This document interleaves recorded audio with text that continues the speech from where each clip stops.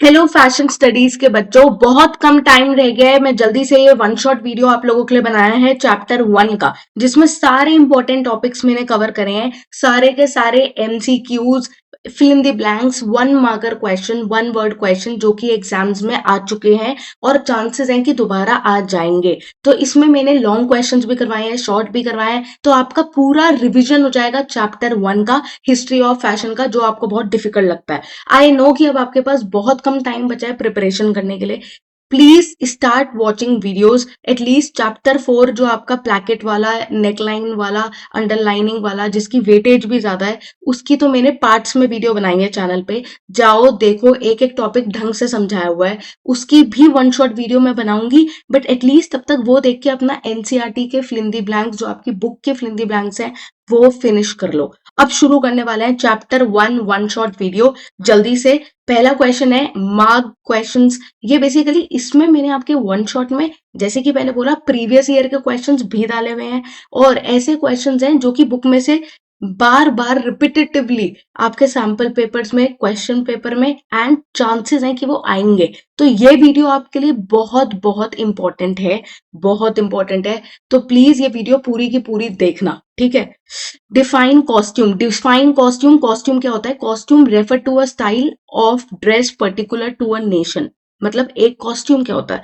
एक particular nation, class या period का स्टाइल ऑफ ड्रेसिंग क्या हो सकता है? कॉस्ट्यूम जैसे कि आपने देखा सिनेमाज में होता है, तो एक पर्टिकुलर पीरियड, 2 घंटे की एक पिक्चर है, तो उसमें क्या पहन रहे हो, एक पर्टिकुलर क्लास, एक पर्टिकुलर कम्युनिटी के लिए भी हो सकता है। वो सब क्या होता है? कॉस्ट्यूम होता है, ठीक है। कॉस्ट्यूम का मतलब क्या है? एक स्टाइल है, ड्रेसिंग का स्टाइल है, जैसे रणवीर सिंह कॉस्ट्यूम पहनता है। तो वो कॉस्ट्यूम्स क्या बता रहे हैं? एक पर्टिकुलर पीरियड या क्लास या एक नेशन को रिप्रेजेंट करता है word costume. Who is considered the father of haute couture? Haute couture का फादर कौन है? Charles Frederick Worth. ये बहुत बार क्वेश्चन आया हुआ है कि फादर ऑफ हौते कत्योर कौन है? Charles Frederick Worth. What was the primary material used for clothing in Stone Age? Stone age में प्राइमरी मटेरियल क्या यूज होता था? क्लोथिंग के लिए स्टोन एज में क्या पहना जाता था? एनिमल की स्किन पहनी जाती थी, फर पहना जाता था, ग्रासेस पहने जाते थे और लीव्स पहनी जाती थी। तो स्टोन एज में जो क्लोथिंग थी वो इन चीजों से करी जाती थी, एनिमल स्किन से, फर से, ग्रासेस से, लीव्स से। Name the invention that revolutionized mass production of clothing in the 19th century। ऐसा कौन सा इन्वेंशन हुआ जिससे आप मास प्रोडक्शन कर पाए 19th सेंचुरी पे? सुइंग मशीन का। पहले क्या होता था? हाथ से बुनाई होती थी। अब हाथ से बुनाई की जगह क्या हो रही है? वहां पे सुइंग मशीन आ गई है। जहां पे हमें एक कपड़ा सिलने में टाइम लगता था, वहां पे सुइंग मशीन से हम काम जल्दी कर पा रहे हैं। तो ये किसने इन्वेंट करी थी? ये भी आ जाता है क्वेश्चन। ये आता है कि आपका मास प्रोडक्शन क्लोथिंग का कैसे पॉसिबल हुआ? स्विंग मशीन से। किसने इन्वेंट किया था? आइसेक सिंगर या इलास ओवर। आइसेक सिंगर लिख सकते हो, ठीक है। What does the term pret a porter means? Pret a porter का मतलब क्या होता है? Ready to wear. ऐसे गारमेंट्स जो रेडी टू वेयर है। आप सीधा, आपने देखे होंगे जितने भी आप मॉल्स में जाते हो, बड़े बड़े मॉल्स में जाते हो, उन मॉल्स में क्या होता है? वहां पे लिखा होता है ना कि उसमें साइजेस लिखे, आप बस खरीदते हो, ले लेते हो। कस्टमाइजेशन कुछ नहीं है। आपने सिर्फ साइजेस लिखे, आपको लगा हाँ ये मेरे साइज से थोड़ा बड़ा छोटा है, तो भी कोई दिक्कत नहीं है, बट आप खरीद लेते हो, राइट। वो क्या होता है? प्रेत्य पोत्ते होता है, जहां पे ऑलरेडी वो मास फैक्ट्री मेड है, वो फैक्ट्री से ऑलरेडी बन चुका है, फिनिश्ड कंडीशन में है और स्टैंडर्ड साइजेस में, आप बस जाके खरीदते हो। हाई फैशन इसका अपोजिट होता है। जैसे कभी कभार डिफरेंस भी आता है हाई फैशन और प्रेत्य पोत्ते में। तो हाई फैशन बिल्कुल अपोजिट है। वहां पे क्या है कि आप डिजाइनर लेवल के पास जा रहे हो, डिजाइनर्स के पास जा रहे हो, वहां पे बोल रहे हो कि मुझे कस्टमाइज ड्रेसिंग चाहिए, कस्टमाइज ड्रेसिंग चाहिए। आप अपना प्रॉपर फिटिंग दे रहे हो, वो स्पेसिफिकली आपके लिए बना रहा है। पर जब आप, अब आप मान लो 100 रुपए की टी शर्ट लेने जा रहे हो, तो वहां पे क्या कस्टमाइजेशन है? या फिर स्टैंडर्ड मैक्स पे जा रहे हो, तो वो लोग क्या करते हैं? पैंटलून है, उनके पास एक स्टैंडर्ड साइजेस हैं, ठीक है, और वो उन साइजेस के अपने आप कपड़े बना लेते हैं। जिसको जो सिमिलर साइज लगता है वो उसको खरीद लेता है। तो वहां पे मास प्रोडक्शन आता है प्रेत्य पोत्ते में। आई होप बच्चों समझ में आ रहा है। Identify the fashion capital known for its impeccable tailoring and classic men's wear.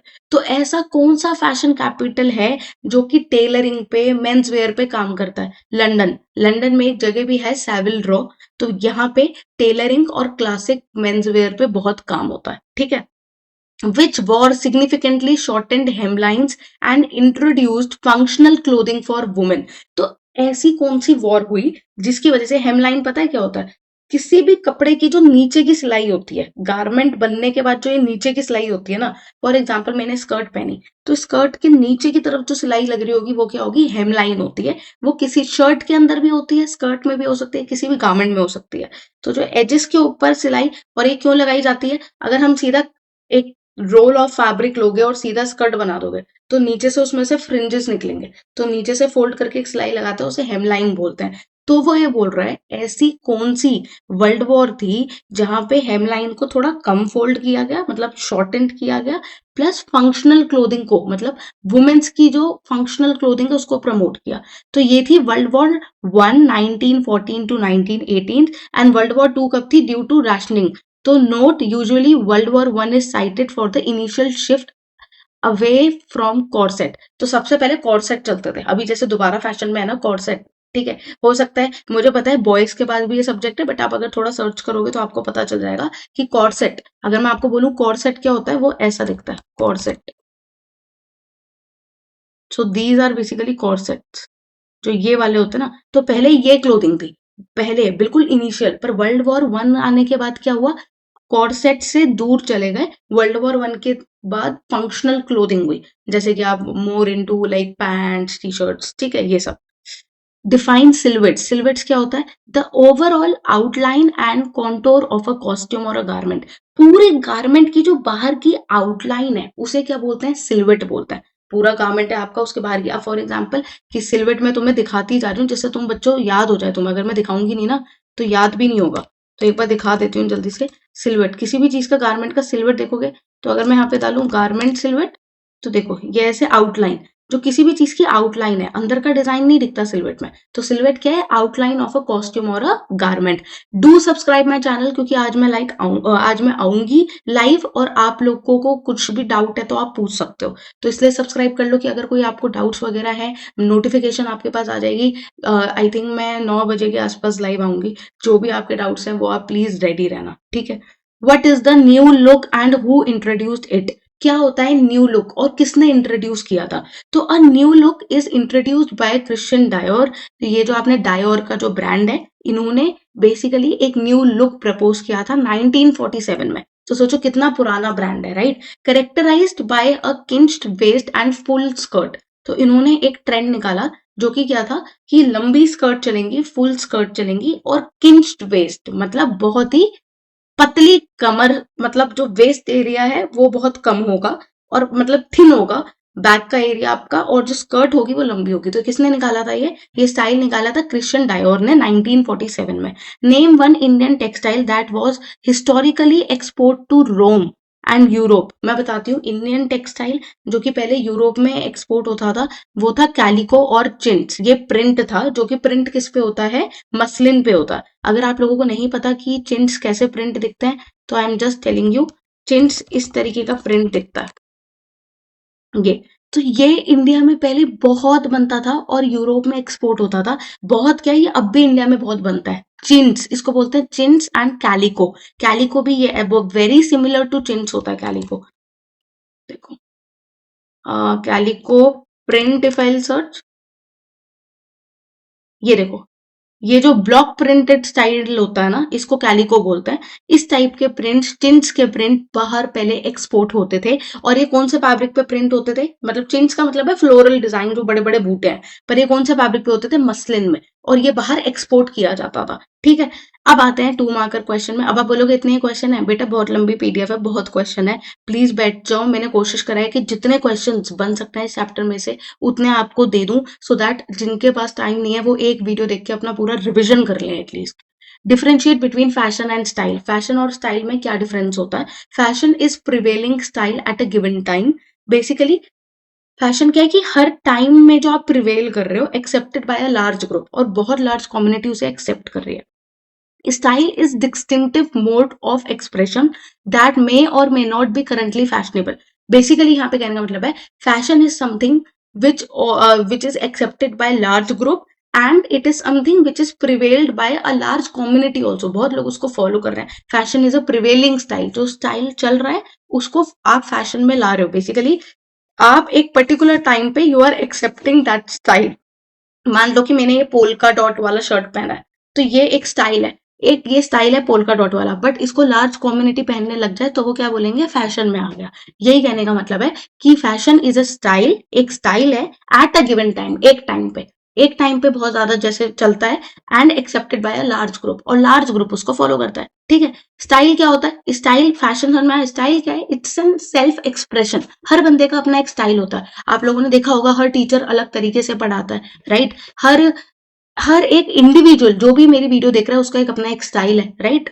तो वो जो स्टाइल होता है it's a mode of expression, and that may or may not be currently fashionable. वो हो सकता है कि फैशन में है या नहीं है। फॉर एग्जाम्पल, अगर मैं बोलूं मैंने इस टाइप का प्रिंट पहना है, but it is my choice of wearing this kind of a polka dot print, so that is my style, but it is not necessary कि ये फैशन में हो या नहीं हो। तो फैशन स्टाइल क्या हो गया, it's a self expression which may or may not be in fashion. हो सकता है कि वो फैशन में चल रहा हो या नहीं चल रहा हो, पर ये मेरा स्टाइल है, इट्स माई सेल्फ एक्सप्रेशन। पर फैशन का मतलब क्या है, ये एक स्टाइल है, इसका उल्टा है बेसिकली। फैशन क्या हो गया, एक स्टाइल है, ठीक है, जो कि बहुत लार्ज कम्युनिटी के लोग फॉलो कर रहे हैं। ठीक है, किसी एक बंदे का स्टाइल है जो कि बहुत लोग फॉलो कर रहे हैं, वो फैशन में आ जाता है।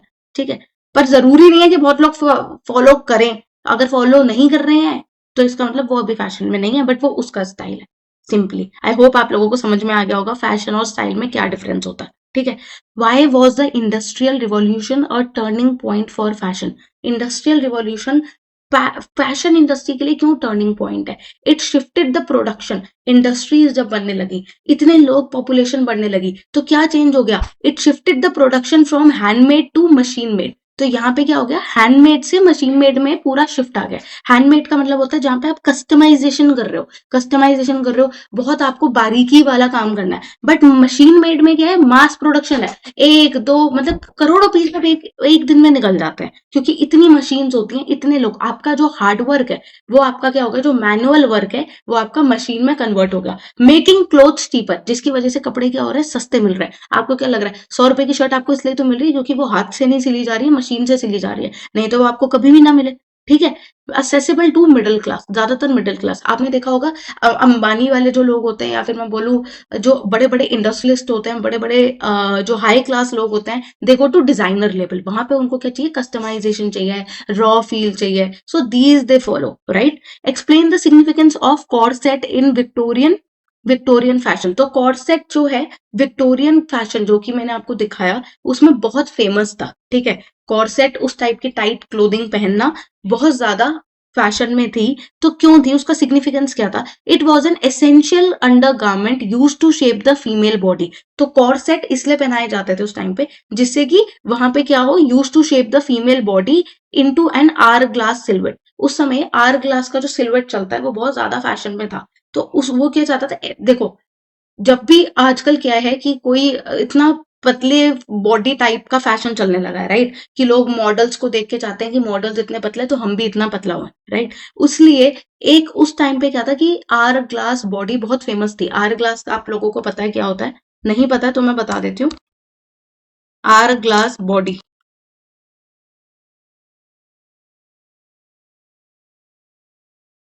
तो आर ग्लास जो होती है वो ऐसे होती है, कर्व शेप्ड होती है, उसको बोलते हैं आर ग्लास शेप। तो ये जो आर ग्लास शेप होती है उस टाइप की बॉडी, ये देखो ये होती है आर ग्लास बॉडी टाइप। तो ये वाला जो फिगर होता है ये उस समय बहुत ज्यादा बूम पे था विक्टोरियन में। तो ये फिगर हर कोई अचीव करना चाहता था, तो वो क्या करते थे, वो उस टाइप के गारमेंट पहनते थे जैसे कि वो शेप आए। तो कैसा टॉप पहनते थे वहां पे लड़कियां, कॉर्सेट पहनती थी, कॉर्सेट पहनती थी, so that they can get hour glass silhouette, उनकी बॉडी आर ग्लास मतलब की शेप में बन जाए, and symbolizing social status and morality. उस टाइम का जो एरा था उसमें उनको सोशल स्टेटस और मोरालिटी मिल जाए। आई होप बच्चों समझ में आ रहा है। कहीं कोई डाउट पढ़ते पढ़ते आ रहा है, कमेंट डाउन कर दो, मैं आंसर दे दूंगी। कहीं भी कोई चीज समझ नहीं आ रही है तो ठीक है। सो कॉर्सेट समझ में आया क्यों प्रमोट हुआ, क्योंकि वहां पे फीमेल्स को आर ग्लास बॉडी चाहिए थी सोशल स्टेटस के लिए, मोरालिटी के लिए। ठीक है, तो इसलिए उन्होंने क्या किया, कॉर्सेट पहनना प्रमोट किया और पहनते गए। What role did denim place into fashion industry? Denim, जो आप जीन्स का कपड़ा देखा होगा आपने, क्या रोल प्ले करता है फैशन इंडस्ट्री में? तो भाई डेनिम का ये है originally work wear for miner. आप लोगों को पता नहीं होगा, बहुत लोगों को। पर जो डेनिम जीन्स होती है ये पहले माइनर्स पहना करते थे। अब आपके लिए शॉकिंग होगा, माइनर आपको पता है ना, जो नीचे माइनिंग में काम करते हैं, खुदाई करते हैं, वहां से आपका gold and different different metals वगैरह माइनिंग करते पे निकालते हैं, राइट। तो वो लोगों के लिए डेनिम बनी थी ओरिजिनली। किसके लिए बनी थी डेनिम की जीन्स? माइनर्स के लिए बनी थी। किसने बनाई थी? लिवाइस स्ट्रॉस ने। जो इसलिए आप ये जो लिवाइस का नाम इतना फेमस है जीन्स के लिए, वो इसलिए ही है क्योंकि ओरिजिनली उसने ही काम किया है माइनर्स के लिए। It became a symbol of rebellion in 1950s, और 1950s में it was a symbol of rebellion and the global fashion staple by the late 20th century. और अभी बहुत पुराने टाइम में नहीं थी जीन्स। अर्लियर मैं बोलूंगी जीन्स तो थी नहीं, बिकॉज ये चली थी माइनर्स के लिए, ठीक है। तो ये आपने देखा होगा जीन्स काफी बॉडी फिटेड होती है, ठीक है, ये माइनर्स के लिए चली थी और सिंबल ऑफ रिबेलियन थी 1950s में। और 20th सेंचुरी में तो एज अ फैशन सिंबल बन गई कि आजकल हर कोई जीन्स पहनता है, right. Mention two characteristics of Elizabeth era fashion. तो Elizabeth era fashion, I am again telling you, era के ऊपर फैशन बहुत बार, मतलब एरा फैशन के ऊपर बहुत बार क्वेश्चंस बन जाता है। फॉर एग्जाम्पल हो सकता है वो आपको रोमियन यूरोपियन फैशंस के बारे में पूछ ले। जैसे विक्टोरियन फैशन का एग्जाम्पल है कॉर्सेट, तो क्वेश्चन ये भी आ जाता है what is, give me an example of Victorian fashion, तो कॉर्सेट होगा इसका आंसर, ठीक है। डेनिम किसने पहले पहना? माइनर ने पहना है। तो ये 1 मार्कर क्वेश्चन में भी आ जाता है क्वेश्चन, ठीक है। नेम 2 करेक्टरिस्टिक्स ऑफ एलिजाबेथ के टाइम पे फैशन कैसा था? Use of ruffles. तो एलिजाबेथ के टाइम में रफल्स जो होते हैं, रफल्स आप लोगों को पता है, जिसको नहीं पता है तो I am just showing you ruffles कैसे होते हैं। रफल्स ऐसे होता है, आपने देखा होगा, रफल्स गारमेंट, देखो ये जैसे अलग अलग जगह पे ना, ऐसे आपने देखा होगा बच्चों के कपड़ों में या फिर वुमेन्स के कपड़ों में बहुत ज्यादा रफल्स देखने को मिलता है। इस तरीके का ये फोल्ड बन रहा होता है रफल्स का। तो इस टाइप के ये रफल्स बनते हैं, ये देखो ऐसे। और ये गारमेंट्स में देखो यहाँ पे लगा देते हैं, स्कर्ट्स में लगा देते हैं, ठीक है। तो ये क्या होता है? आपके रफल्स होते हैं। हेवी ब्रोकेड्स, ब्रोकेड्स होते हैं, पैडिंग करी जाती है, और रिजिड स्ट्रक्चर्स होते हैं, ठीक है। तो एलिजाबेथ के टाइम पे एक तो रफल्स बहुत चलते थे, ठीक है। ब्रोकेड्स क्या होते हैं? आपके जकार्ड, जो आपके लूम होते हैं, जकार्ड लूम्स जो होते हैं, ठीक है। मतलब आपने देखा होगा जो आपके घर के पर्दे होते हैं, उस टाइप का जो फैब्रिक होता है ब्रोकेड बोलते हैं। तो ब्रोकेड होता है। Brocade, padding, rigid structures Elizabeth के टाइम पे थे। Why is Paris considered the fashion capital of the world? ये क्वेश्चन बहुत बार आया हुआ है। फैशन कैपिटल क्यों? क्योंकि it is the birth place of haute couture, high fashion. High fashion जो है, देखो यार, मास प्रोडक्शन हर कोई कर रहा था, बट पेरिस क्या कर रहा था? हाई फैशन को प्रमोट कर रहा था। Home to chambray and host the most pretty, हाँ। तो ये क्या काम करता है? पेरिस आज भी मैक्सिमम आपके फैशन वीक्स जो होते हैं, ठीक है, फैशन वीक्स पता है क्या होता है? पेरिस में बहुत सारे फैशन डिजाइनर्स हैं, ठीक है, इवन होम टेक्सटाइल डिजाइनर्स भी हैं, और वो अपना कलेक्शन लॉन्च करते हैं रनवे पे। मतलब अपना फैशन वीक निकालते हैं और वहां पे अपना कलेक्शन लॉन्च करते हैं, और वहां से थोड़े थोड़े एलिमेंट्स अलग अलग तरीके से जो छोटे डिजाइनर्स होते हैं वो कॉपी करते हैं और इंडस्ट्री में लेके आते हैं मास प्रोडक्शन में। तो बेसिकली जो हाई फैशन चला था कि एक एक पीस हम 2-2 लाख का बनाएंगे, 3-3 लाख का बनाएंगे, और इतना प्रेस्टिजियस बना देंगे, उसमें यूनिकनेस लेके आएंगे, कस्टमाइज करेंगे, वो क्या है? होते कत्ते हो रहा है। होते कत्ते और का मतलब हाई फैशन ही होता है। और ये क्या है? होम है फैशन वीक्स का, मतलब कि इतने बेसिकली पेरिस ने एक प्लेटफॉर्म बनाया जहां पे बड़े बड़े डिजाइनर्स आके अपना कलेक्शन दिखाते हैं। What is utility clothing? ये क्वेश्चन बहुत बार आया हुआ है। In the context of WW2, WW2 means यहाँ पे क्या कहने का मतलब है? World war 2। वर्ल्ड वॉर 2 में यूटिलिटी क्लोथिंग क्या होता है? यूटिलिटी का मतलब है functional clothing. Functional clothing means government controlled clothing scheme वहां पे चली थी यूके में, यूनाइटेड किंगडम में, दैट रिस्ट्रिक्टेड फैब्रिक यूसेज। जिसने बोला to save resources for the war efforts. जिसने क्या बोला? फैब्रिक यूसेज को, क्या होता है जब हम एक गारमेंट बनाते हैं तो बहुत कपड़ा लगता है, तो वो कपड़ा बचाने की एक उन्होंने पॉलिसी निकाली, स्कीम निकाली, CC41 यूनाइटेड किंगडम। ये कोई नहीं पूछेगा कौन सी पॉलिसी है, बट आपको पता होना चाहिए पॉलिसी क्या काम करती थी। यूटिलिटी क्लोथिंग में वो फैब्रिक की यूसेज को बचाती थी, जिससे कि फैब्रिक की रिसोर्सेज वर्ल्ड वॉर में बचे। कैसे कि प्लीट्स कम कर दी। फॉर एग्जाम्पल अगर हम एक कपड़े में ज्यादा प्लीट्स डालेंगे, मतलब ज्यादा फोल्ड आएंगे, ज्यादा फोल्ड होगा तो वो क्या होगा, कपड़ा ज्यादा खाएगा, उस डिजाइन को अचीव करने में कपड़ा ज्यादा लगेगा। तो वो अपना फैब्रिक बचाने के लिए क्या करेंगे, कम प्लीट्स डालोगे, मतलब कम फोल्डिंग्स डालोगे। कहीं किसी पैटर्न में, जैसे स्कर्ट्स में बार बार फोल्ड करी जाती है, हर आफ्टर 1 इंचेस आप फोल्ड करते हो प्लीट्स देने के लिए, तो वो प्लीट्स आपकी रिस्ट्रिक्ट कर दी। पॉकेट्स नहीं बनाई, क्योंकि अगर आप पॉकेट्स बनाओगे तो आप अलग से फैब्रिक को कट करके लगाओगे, तो पॉकेट्स नहीं बनाई। बटन्स के ऊपर काम किया, ठीक है। फैशन, अब हम आ रहे हैं, आपका ये यूटिलिटी क्लोथिंग हो गई है, फैशन यूटिलिटी क्लोथिंग। अब हम आ रहे हैं 3 मार्कर क्वेश्चन में, जो कि बात कर रहा है आपके आई वुड से मोस्ट कॉमन क्वेश्चन, जो कि 3 और 5 मार्कर्स में देखे गए हैं, ठीक है, जो आपके इसमें बुक के भी कुछ कुछ क्वेश्चन मैंने कवर करे हैं। Discuss the impact of world war 1 on women's fashion. Women's fashion में वर्ल्ड वॉर 1 का क्या इम्पैक्ट हुआ।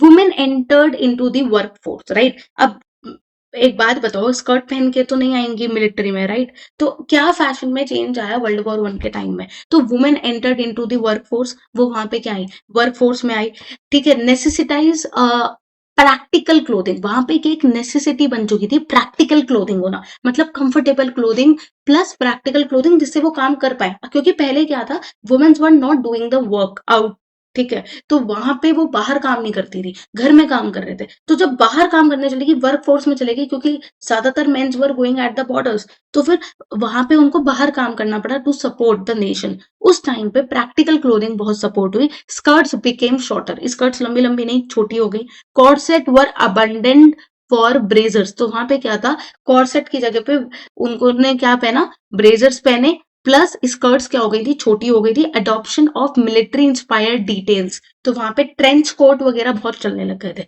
एक वर्ड आता है ट्रेंच कोट, अगर आपको नहीं पता, मिलिट्री में ट्रेंच कोट, जो कि इस टाइप की क्लोथिंग होती है, इसको बोलते हैं ट्रेंच कोट। तब इस टाइप की क्लोथिंग बहुत ज्यादा चलने लग गई थी। तो क्या हो रहा था, क्योंकि मिलिट्री में आना है, तो 3 पॉइंट मेन है। Women's were suppose to come into work force, तो practical clothing were supported. Second point, skirts छोटे हो गए, skirts become shorter. Corset was abundant, corset पहन के थोड़ी आओगे, तो उसकी जगह पे क्या पहन रहे हैं वो, मिलिट्री इंस्पायर्ड डिटेल पहन रहे हैं, कोट पहन रहे हैं, ठीक है, ये आप लिख सकते हो, या ब्रेजर्स लिख सकते हो। Explain the trickle down theory of fashion adoption. Trickle down theory क्या होती है फैशन एडॉप्शन पे, गाइस मैंने ना ट्रिकल डाउन, ये 3 थ्योरी होती है, trickle up, trickle down, trickle across. तीनों थ्योरी के ऊपर बहुत पहले आप अगर नीचे स्क्रॉल डाउन करोगे तो एक यूट्यूब वीडियो बनाई हुई है, मैं लिंक डाल दूंगी डिस्क्रिप्शन में। उसको मैंने डिटेल्ड में थोड़ा समझा रखा है, मतलब आई थिंक 7-8 मिनट की वीडियो है, कि ट्रिकल अप, ट्रिकल डाउन और ट्रिकल अक्रॉस क्या होता है, तीनों आपको पता होना चाहिए। इसमें मैं अभी आपको ट्रिकल डाउन बता देती हूँ। ट्रिकल डाउन का मतलब ये होता है फैशन जो कि ऊपर हाई क्लास कम्युनिटी से नीचे आ रहा है, तो वो क्या हो रहा है, ट्रिकल डाउन हो रहा है। हाई क्लास मतलब रिच लोगों से, फॉर एग्जाम्पल आज ही नीता अंबानी पहन के आ जाए एक शनील की, या फिर मैं बोल रही हूँ कि एकदम बनारसी साड़ी पहन के आ जाए, तो जितने भी सेलिब्रिटीज हैं नीचे आएगा, सेलिब्रिटीज पहनना चालू कर देंगे नीता अंबानी को देख के, राइट। उसको उनको देख के क्या होगा, लोकल मार्केट में भी बनारसी साड़ी मिलने लग जाएगी, फिर लोकल मार्केट से और जो आपके मिडिल क्लास लोग हैं वो भी पहनने लग जाएंगे। तो ये क्या हो रहा है, फैशन जब एलीट क्लास से नीचे की तरफ आ रहा है, नीचे की तरफ आ रहा है, वो क्या होता है, ट्रिकल डाउन थ्योरी होता है। It is imitated by middle class, और मिडिल क्लास लोग क्या करते हैं, उनके लिए इमिटेट होता है। Eventually it reaches the lower class, और धीरे धीरे अपर क्लास, मिडिल क्लास और लोअर क्लास के पास वो आ जाता है। ट्रिकल ट्रिकल डाउन में क्या है, ऊपर से नीचे। ट्रिकल अप भी होता है, जहां पे नीचे से ऊपर जाता है। अब बोलोगे तो इम्पॉसिबल केस है कि नीचे से ऊपर कैसे आता है, तो भाई नीचे से ऊपर भी जाता है। ट्रिकल अप का मतलब क्या है, वो जो आपकी चली थी ना फटी हुई जीन्स जो लोग पहनते थे, फॉर एग्जाम्पल बैंडेड जीन्स, फटी हुई जीन्स, उसमें क्या होता था कि आपका नीज पे फटा हुआ है। तो ये सब क्या था basically, it was not from elite class, it was from the lower segment. बिल्कुल लोअर सेगमेंट में इस टाइप की जीन्स फैशन में चली थी। उसको देख के मिडिल क्लास ने भी अपनी जीन्स फाड़ना चालू कर दिया, लोग मैनुअली कट कर रहे हैं अपनी जीन्स को वैसा इफेक्ट लाने के लिए। फिर धीरे धीरे वो अपर फैशन सेलिब्रिटीज तक ने उस फैशन को अडॉप्ट करा है। तो नीचे से ऊपर भी जाता है फैशन, ऊपर से नीचे भी जाता है। Describe the evolution of little black dress, LBD, little black dress का कैसे इवोल्यूशन हुआ है। पॉपुलराइज्ड बाय कोको शनल, किसने पॉपुलर किया लिटिल ब्लैक ड्रेस को, कोको शनल ने। कब किया, 1920s में किया था। तो मतलब क्या है लिटिल ब्लैक ड्रेस का, transformed black from colour of mourning to a colour of elegance. पहले बाहर में, मतलब यहाँ तो नहीं, इंडिया में क्या होता है, यहाँ पे जो मॉर्निंग की बात कर रहा है, मतलब कह रहे हैं कि जब डेथ फ्यूनरल वगैरह होता है, ठीक है, तो उस टाइम पे बाहर यूरोपियन में, यूके में लोग ब्लैक कलर पहनते हैं because it's a very sad day. But Coco Chanel ने उस चीज को बिल्कुल एलिगेंस में, बोल्डनेस में और फैशन में लेके आई थी ब्लैक। जैसे कि हम लोग व्हाइट कलर अवॉइड करते हैं, राइट, क्योंकि वो क्या होता है, जब भी किसी की डेथ होती है तो वहां पे व्हाइट पहना जाता है। बट मॉर्निंग, मतलब उसको मॉर्निंग कहते हैं, उस टाइम पे वो हम लोग जैसे व्हाइट पहनते हैं। बट अब क्या है, उसको फैशन में लेके आए। तो इसी तरीके से बाहर ब्लैक पहना जाता था, फैशन में कौन लेके आया, कोको शैनल लेके आए 1920 में, ठीक है। Considered a versatile essential in modern women's wardrobe. तो आज के टाइम में एक एसेंशियल है, सबके पास कोई ना कोई ब्लैक आउटफिट होता ही है। आपने देखा ही होता है, कितनी भी आप किसी मैरिजेस में चले जाओ, कहीं भी चले जाओ, कोई ना कोई ब्लैक ड्रेसिंग करके आता ही है, ठीक है। कंपेयर होते कत्योर एंड मास मार्केट फैशन। अब होते कत्योर और मास मार्केट फैशन में क्या डिफरेंस होता है। होते कत्योर अगेन आपका क्या है, हाई फैशन है, पहले भी मैं बता चुकी हूँ, जहां पे होते कत्योर का मतलब है एक्सपेंसिव, बहुत एक्सपेंसिव होता है, एक्सट्रीम एक्सपेंसिव। सेकेंडली, होते कत्योर इज कस्टमाइजेबल, जहां पे आप इंसान को एक पर्टिकुलर फिटिंग दे रहे हो, सिल्हूट दे रहे हो, कस्टमाइज कर रहे हो। सेकेंडली, हैंड वर्क होता है सारा, जहां पे मशीन लग गई, काम आसान हो गया, वो नहीं है होते कत्योर। होते कत्योर क्या है, क्रिएटिविटी है एंड हैंड स्विंग्स, हर चीज हाथ से लगी होती है, एक्सक्लूसिव पीस है। मास प्रोडक्शन में क्या एक्सक्लूसिव है, जो आप मैं जो, फॉर एग्जाम्पल आप जो शर्ट पहन रहे हो तो कोई भी पहन सकता है, वो क्या है, मास प्रोडक्शन है, मास मार्केट का है। तो जहां पे स्टैंडर्ड साइज होते हैं, अफोर्डेबल होता है, very very affordable mass market, जहां पे प्रोड्यूस्ड इन बल्क, एक पीस बनेगा होते कत्तर में एक पर्टिकुलर क्लाइंट के लिए, हाई क्लास। पर मास मार्केट में वो बल्क में प्रोड्यूस होता है और बहुत अफोर्डेबल होता है और उसके साइजेस स्टैंडर्ड होते हैं। What factors led to the rise of American fashion in the 20th century? तो आपको, अच्छा, अभी हमने विक्टोरियन फैशन में पढ़ा कि कॉर्सेट होता है, फिर हमने पढ़ा कि एलिजाबेथ फैशन में क्या होता था, जहां पे रफल्स, ब्रोकेड, डमास्क, इन सब का प्रमोशन हुआ। फिर हमने बोला इंडिया क्या एक्सपोर्ट करता था, चिन्स एंड कैलिको करता था। अब एक क्वेश्चन आता है, अमेरिकन फैशन में क्या हो रहा था 20th सेंचुरी, ठीक है। यूटिलिटी क्लोथिंग की हम बात करते हैं। अब मैं अगर बोलूं अमेरिकन फैशन में, the rise of footwear and casual clothing, जो जो sports wear, sorry not footwear, but अभी फुटवेयर भी इसका एक पार्ट होता है, बट मैं आपको बता रही हूँ sports wear and casual clothing America से मिला है। स्पोर्ट्स वेयर मतलब कि हमें स्पोर्ट्स में अलग कपड़े पहनने चाहिए, इंडिया में इतना थोड़ी था। इंडिया में तो ये था, इंडिया क्या करता है, वेस्टर्न से ही तो फैशन उठा रहा है और क्या कर रहा है। तो इंडिया में तो स्पोर्ट्स वेयर के नाम पे तो जो घर में पहन रहे हो वही पहन के चले जाओ। पर स्पोर्ट्स वेयर जो ये प्यूमा एडिडास, जो एकदम, सॉरी, एकदम प्यूमा एडिडास जैसे सिंथेटिक कपड़े जो बनाते हैं ये लोग, पॉली सिंथेटिक बनाते हैं, है ना, या जो योगा पैंट्स वगैरह चल रही हैं, सब अमेरिकन ड्रिवन है। तो ये क्या है, the rise led to the 20th century में जो अमेरिकन फैशन आया है, एथलीजर हो गया, स्पोर्ट्स वेयर हो गया, कैजुअल क्लोथिंग को प्रमोट करता है। Hollywood influence on global trend, तो जो इनका हॉलीवुड इन्फ्लुएंस है, क्योंकि आपने देखा होगा मोस्ट ऑफ द इंडियंस यहाँ पे भी क्या है, भी हॉलीवुड बहुत लोग देखते हैं, तो हॉलीवुड के फैशन से बहुत प्रमोट होते हैं, right. They get very much influence by Hollywood movies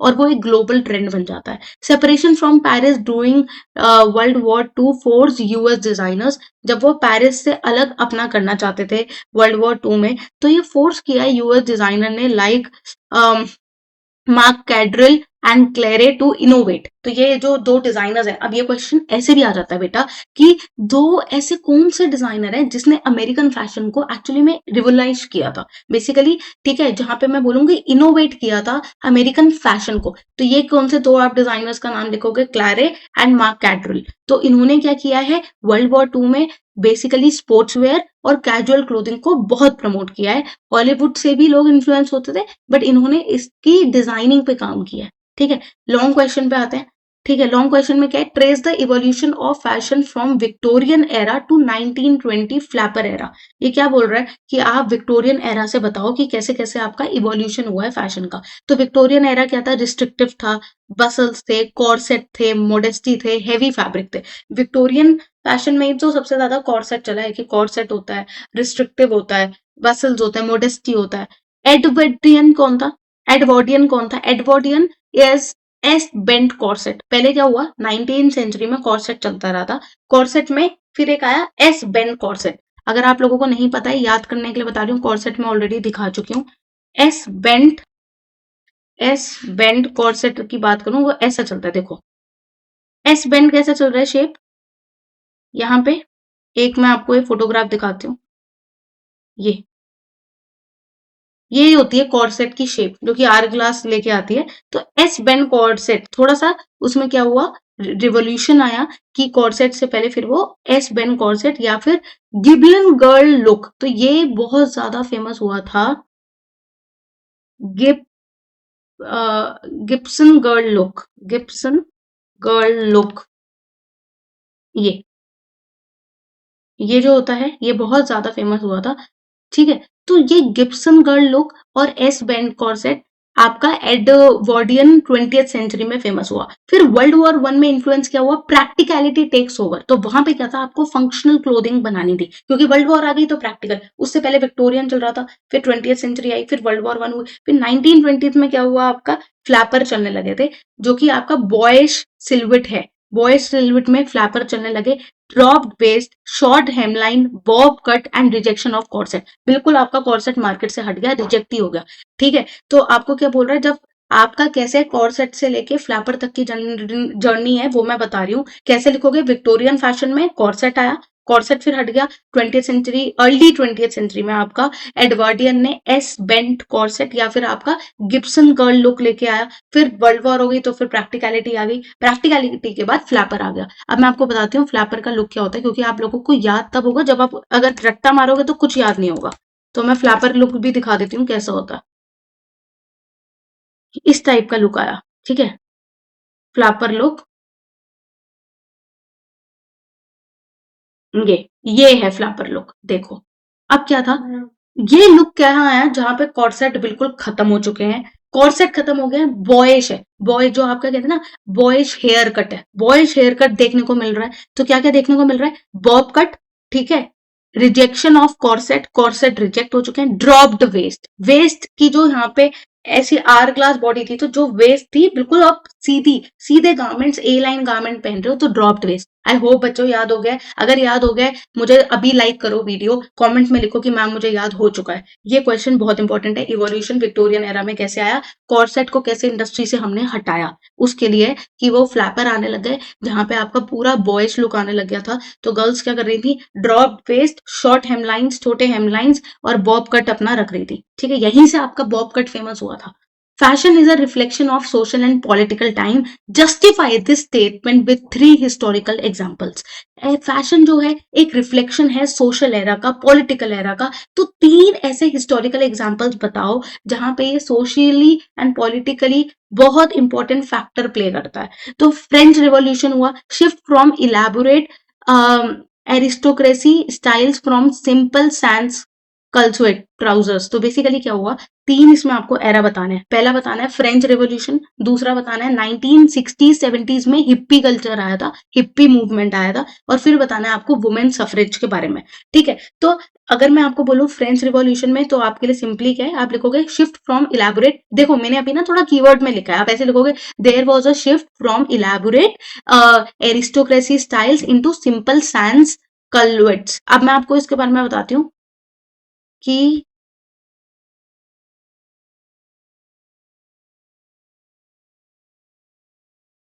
sense कलवेट ये वाला स्टाइल था। ये दिस इज अ वेरी, आपकी बुक में भी शायद फोटो बनी होगी, ये देखो, ये स्टाइल बहुत प्रमोट हुआ था। इसको बोलते हैं सैंस कलवेट स्टाइल, जहां पे शर्ट और ये आगे ऐसे बांध रखा है। ठीक है, तो बहुत फैशनेबल और इस तरीके का ये चलता था, इसको सैंस कलवेट बोलते हैं।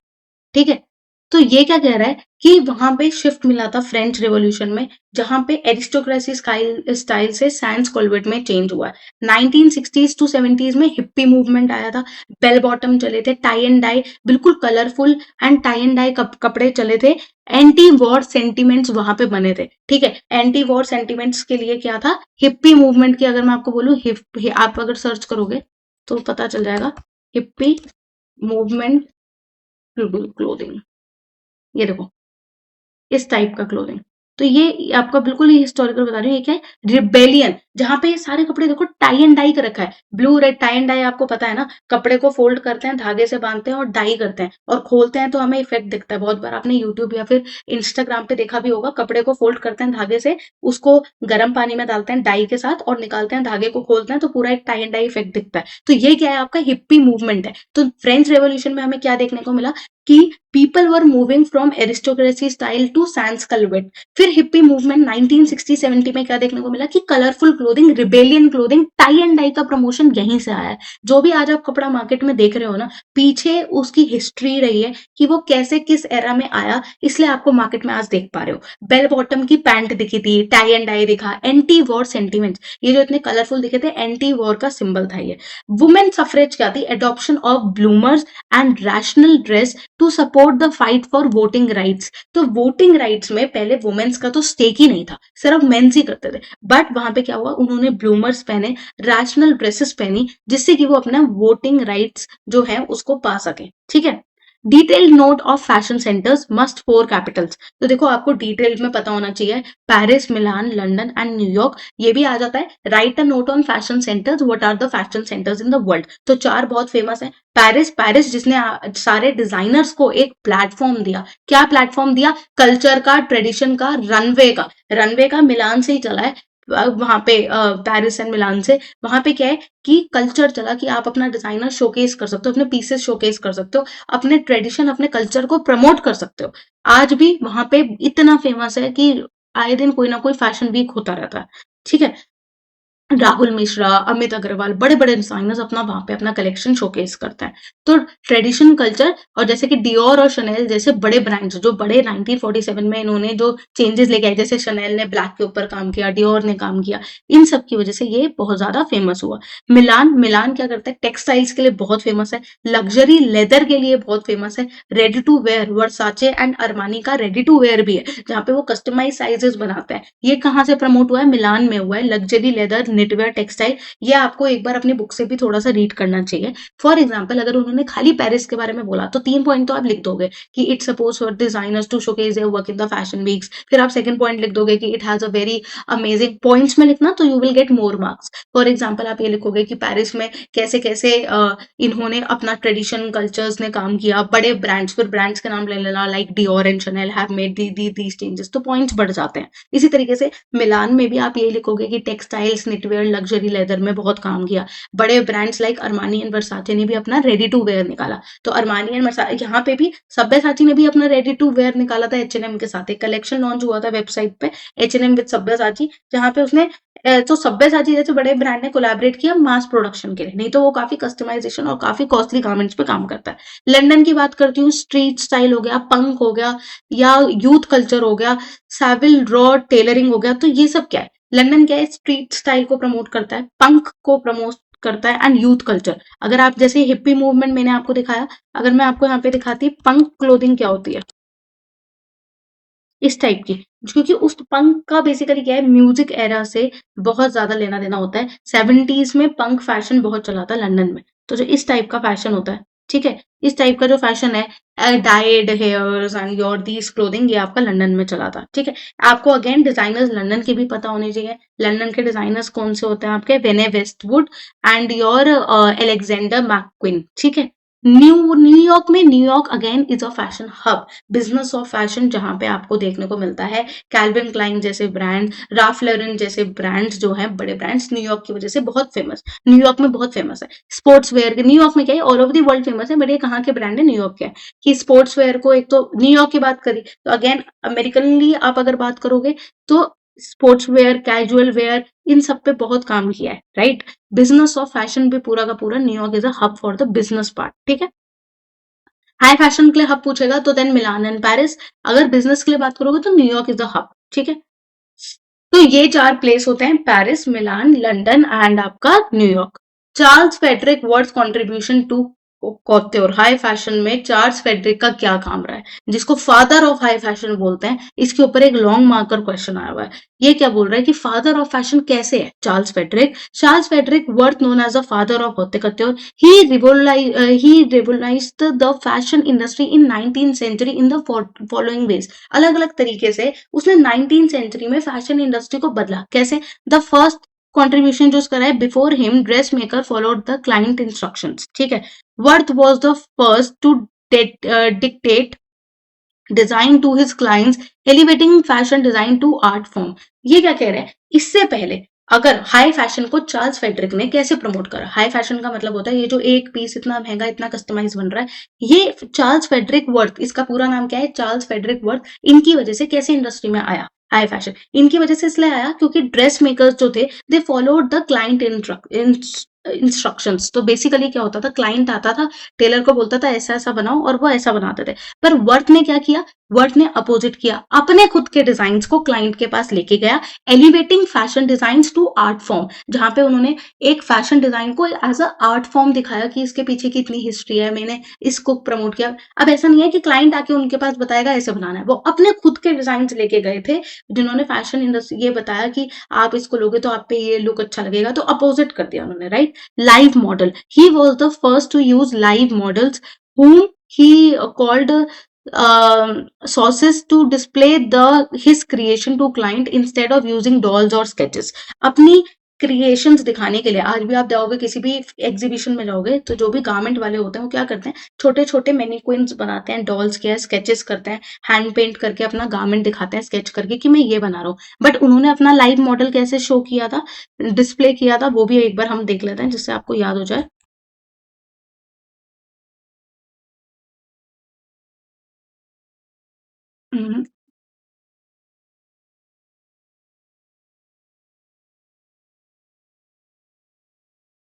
Charles, I need to search Charles.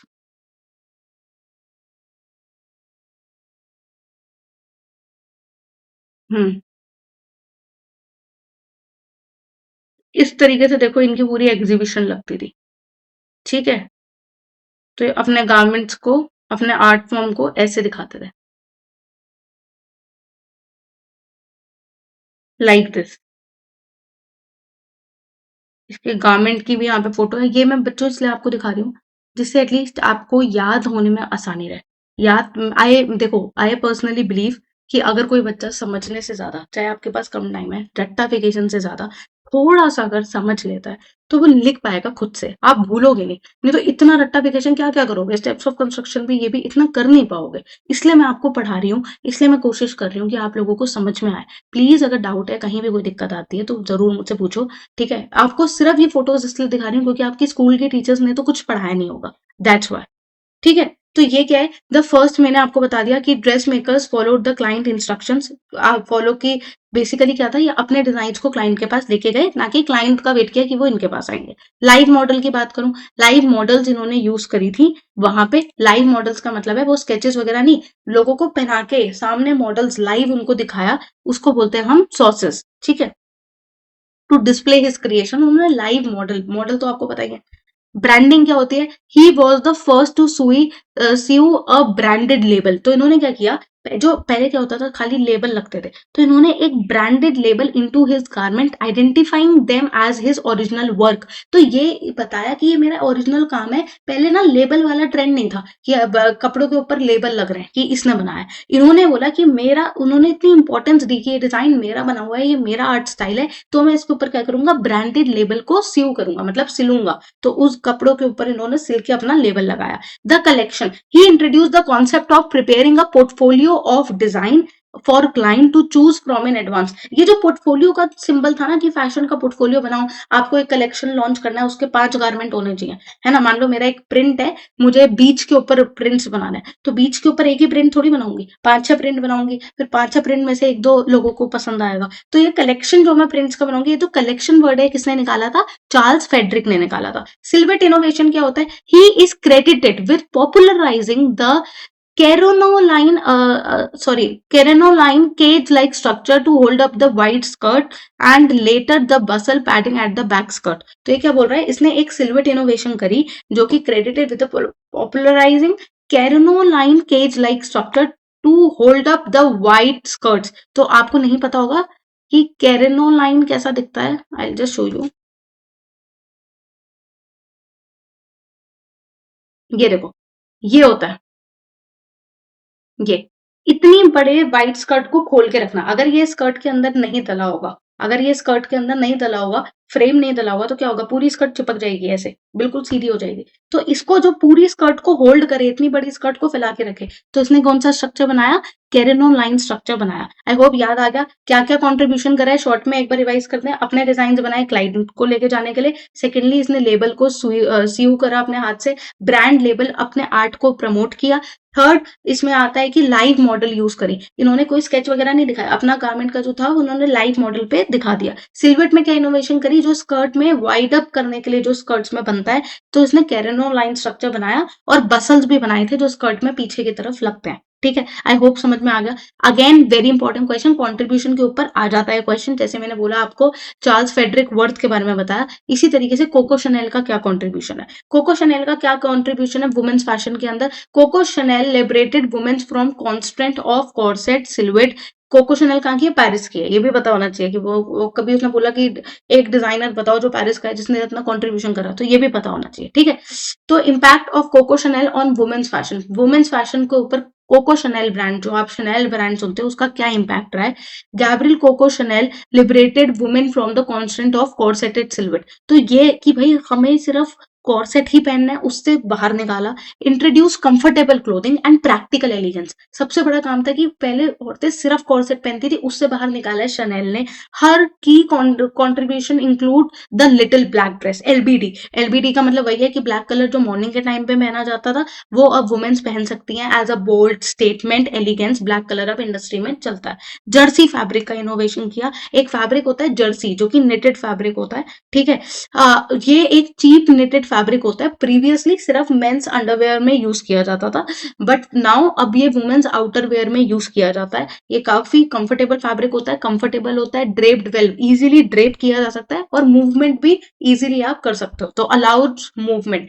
तो क्या काम किया है, ऐसे ही आपको ना फिंगर्स पे याद होना चाहिए। जैसे मैंने बोला कोको शनेल के क्या क्या कंट्रीब्यूशन है, एलबीडी है, लिटिल ब्लैक ड्रेस है, जर्सी फैब्रिक है कि कौन से जर्सी फैब्रिक्स हो सकते हैं, कॉस्ट्यूम ज्वेलरी है, कॉस्ट्यूम ज्वेलरी क्या हो सकती है, शनेल पॉपुलराइज्ड वेयरिंग फेक और costume jewellery mixed with real gemstone, जहां पे क्या होता था, फेक कॉस्ट्यूम ज्वेलरी होती थी, बट उस ज्वेलरी के ऊपर क्या करते हैं, रियल जेमस्टोन लगा देते थे। She made jewellery a fashion accessory then just a display of wealth, तो उसने क्या बोला कि आप ज्वेलरी को एज अ फैशन कैसे पहन सकते हो। पहले क्या होता था कि जिसके पास पैसा है वही ज्वेलरी पहन सकता है, तो एज अ फैशन उसने प्रमोट करवाया। ठीक है, द शनेल सूट, सूट क्या था, she introduce the collarless boxy jacket with a fitted skirt, तो इसने एक ऐसी जैकेट बना दी जिसमें कॉलर ही नहीं है और फिटेड स्कर्ट के साथ, which became a global standard for business women, जहां पे बिजनेस वुमेन के लिए ये एक एक बेसिकली फैशन का स्टैंडर्ड होगा कि शनेल के सूट ही पहनेंगे। टैन एज फैशन क्या होता है, she popularize the suntan as a sign of leisure and wealth, reversing the Victorian preference for pale skin. तो टैन एज फैशन का मतलब क्या है, वहां पे जो सन टैन है, basically she popularize the suntan, की मुझे टैनिंग अगर लोगे तो it goods for your health. पहले क्या था कि टैनिंग लेने से ऐसा होता है कि काली हो जाएगी आपकी बॉडी, राइट, बट अब क्या था कि वहां पे उसने बोला कि इट्स इज अ लेजर, या आपकी हेल्थ के लिए सन टैन बहुत अच्छा है। ठीक है, तो ये जो विक्टोरियन प्रेफरेंस थी पेल स्किन, पहले वहां पे बिल्कुल भी नहीं चलती, वहां की पेल स्किन दे डोंट लाइक, तो बट उसने प्रमोट किया है अपना सन टैन को। आई होप ये सारे डाउट्स आपको क्लियर हो गए हैं बच्चों, कि चार्ल्स फेडरिक के क्या क्या थे, live model, branding, collection, silhouette innovations, and यहाँ पे इसके 5 पॉइंट क्या है, little black dress, Jersey fabric को प्रमोट किया है, कॉस्ट्यूम ज्वेलरी को किया है, और शनेल के सूट को किया है, और टैनिंग को सपोर्ट किया है। If you like this video, like it and please please comment down कि आपको समझ में आ रहा है, आपको कोई डाउट नहीं है, आपकी तैयारी ढंग से चल रही है। ठीक है, आज मैं लाइव भी आऊंगी, अगेन आई एम रिपीटिंग कि मुझे पता नहीं बच्चे स्किप करके देख रहे हैं, कैसे वीडियो देख रहे हैं, जो बच्चा पूरी वीडियो देखेगा फॉर श्योर उसको चैप्टर 1 में कोई डाउट नहीं होगा। आई एम सेइंग दैट, अगर आप पूरी वीडियो देखोगे पक्की बात है कि आपको कोई डाउट नहीं होगा, बट उसके लिए सुनना तो पड़ेगा ही बेटा, थोड़ा टाइम तो देना ही पड़ेगा। Christian Dior the new look 1947, new look जो निकाला क्रिश्चियन डायोर ने, वो क्या निकाला, right a short note, after the austerity and fabric rationing of World War II, the fashion world was hungry for luxury। यार इतनी वर्ल्ड वॉर हो गई थी कि उसके बाद क्या चाहिए, कुछ तो फैशनेबल चाहिए, कुछ तो लग्जरी चाहिए। अब वही देखते रहेंगे क्या, कैम्फ्लग पे फ्लेज प्रिंट, या फिर मैं बोलूं या यूटिलिटी गारमेंट, अब क्या नया मार्केट में आ रहा है। तो द कलेक्शन इन 1947 वो डियोर ने निकाला, launch his first collection originally called as Caroline which pressed up the new look, और जहां पे उसको बोलते हैं the new look. The new look का मतलब ये है जो कि वर्ल्ड वॉर टू के बाद लग्जरी मार्केट के लिए लॉन्च हुआ था। और तो जो हंग्री फॉर गुड क्लोथिंग थी, वहां पे उन्होंने क्या अपना कलेक्शन निकाला जिसको हम बोलते हैं कैरोलाइन, ठीक है।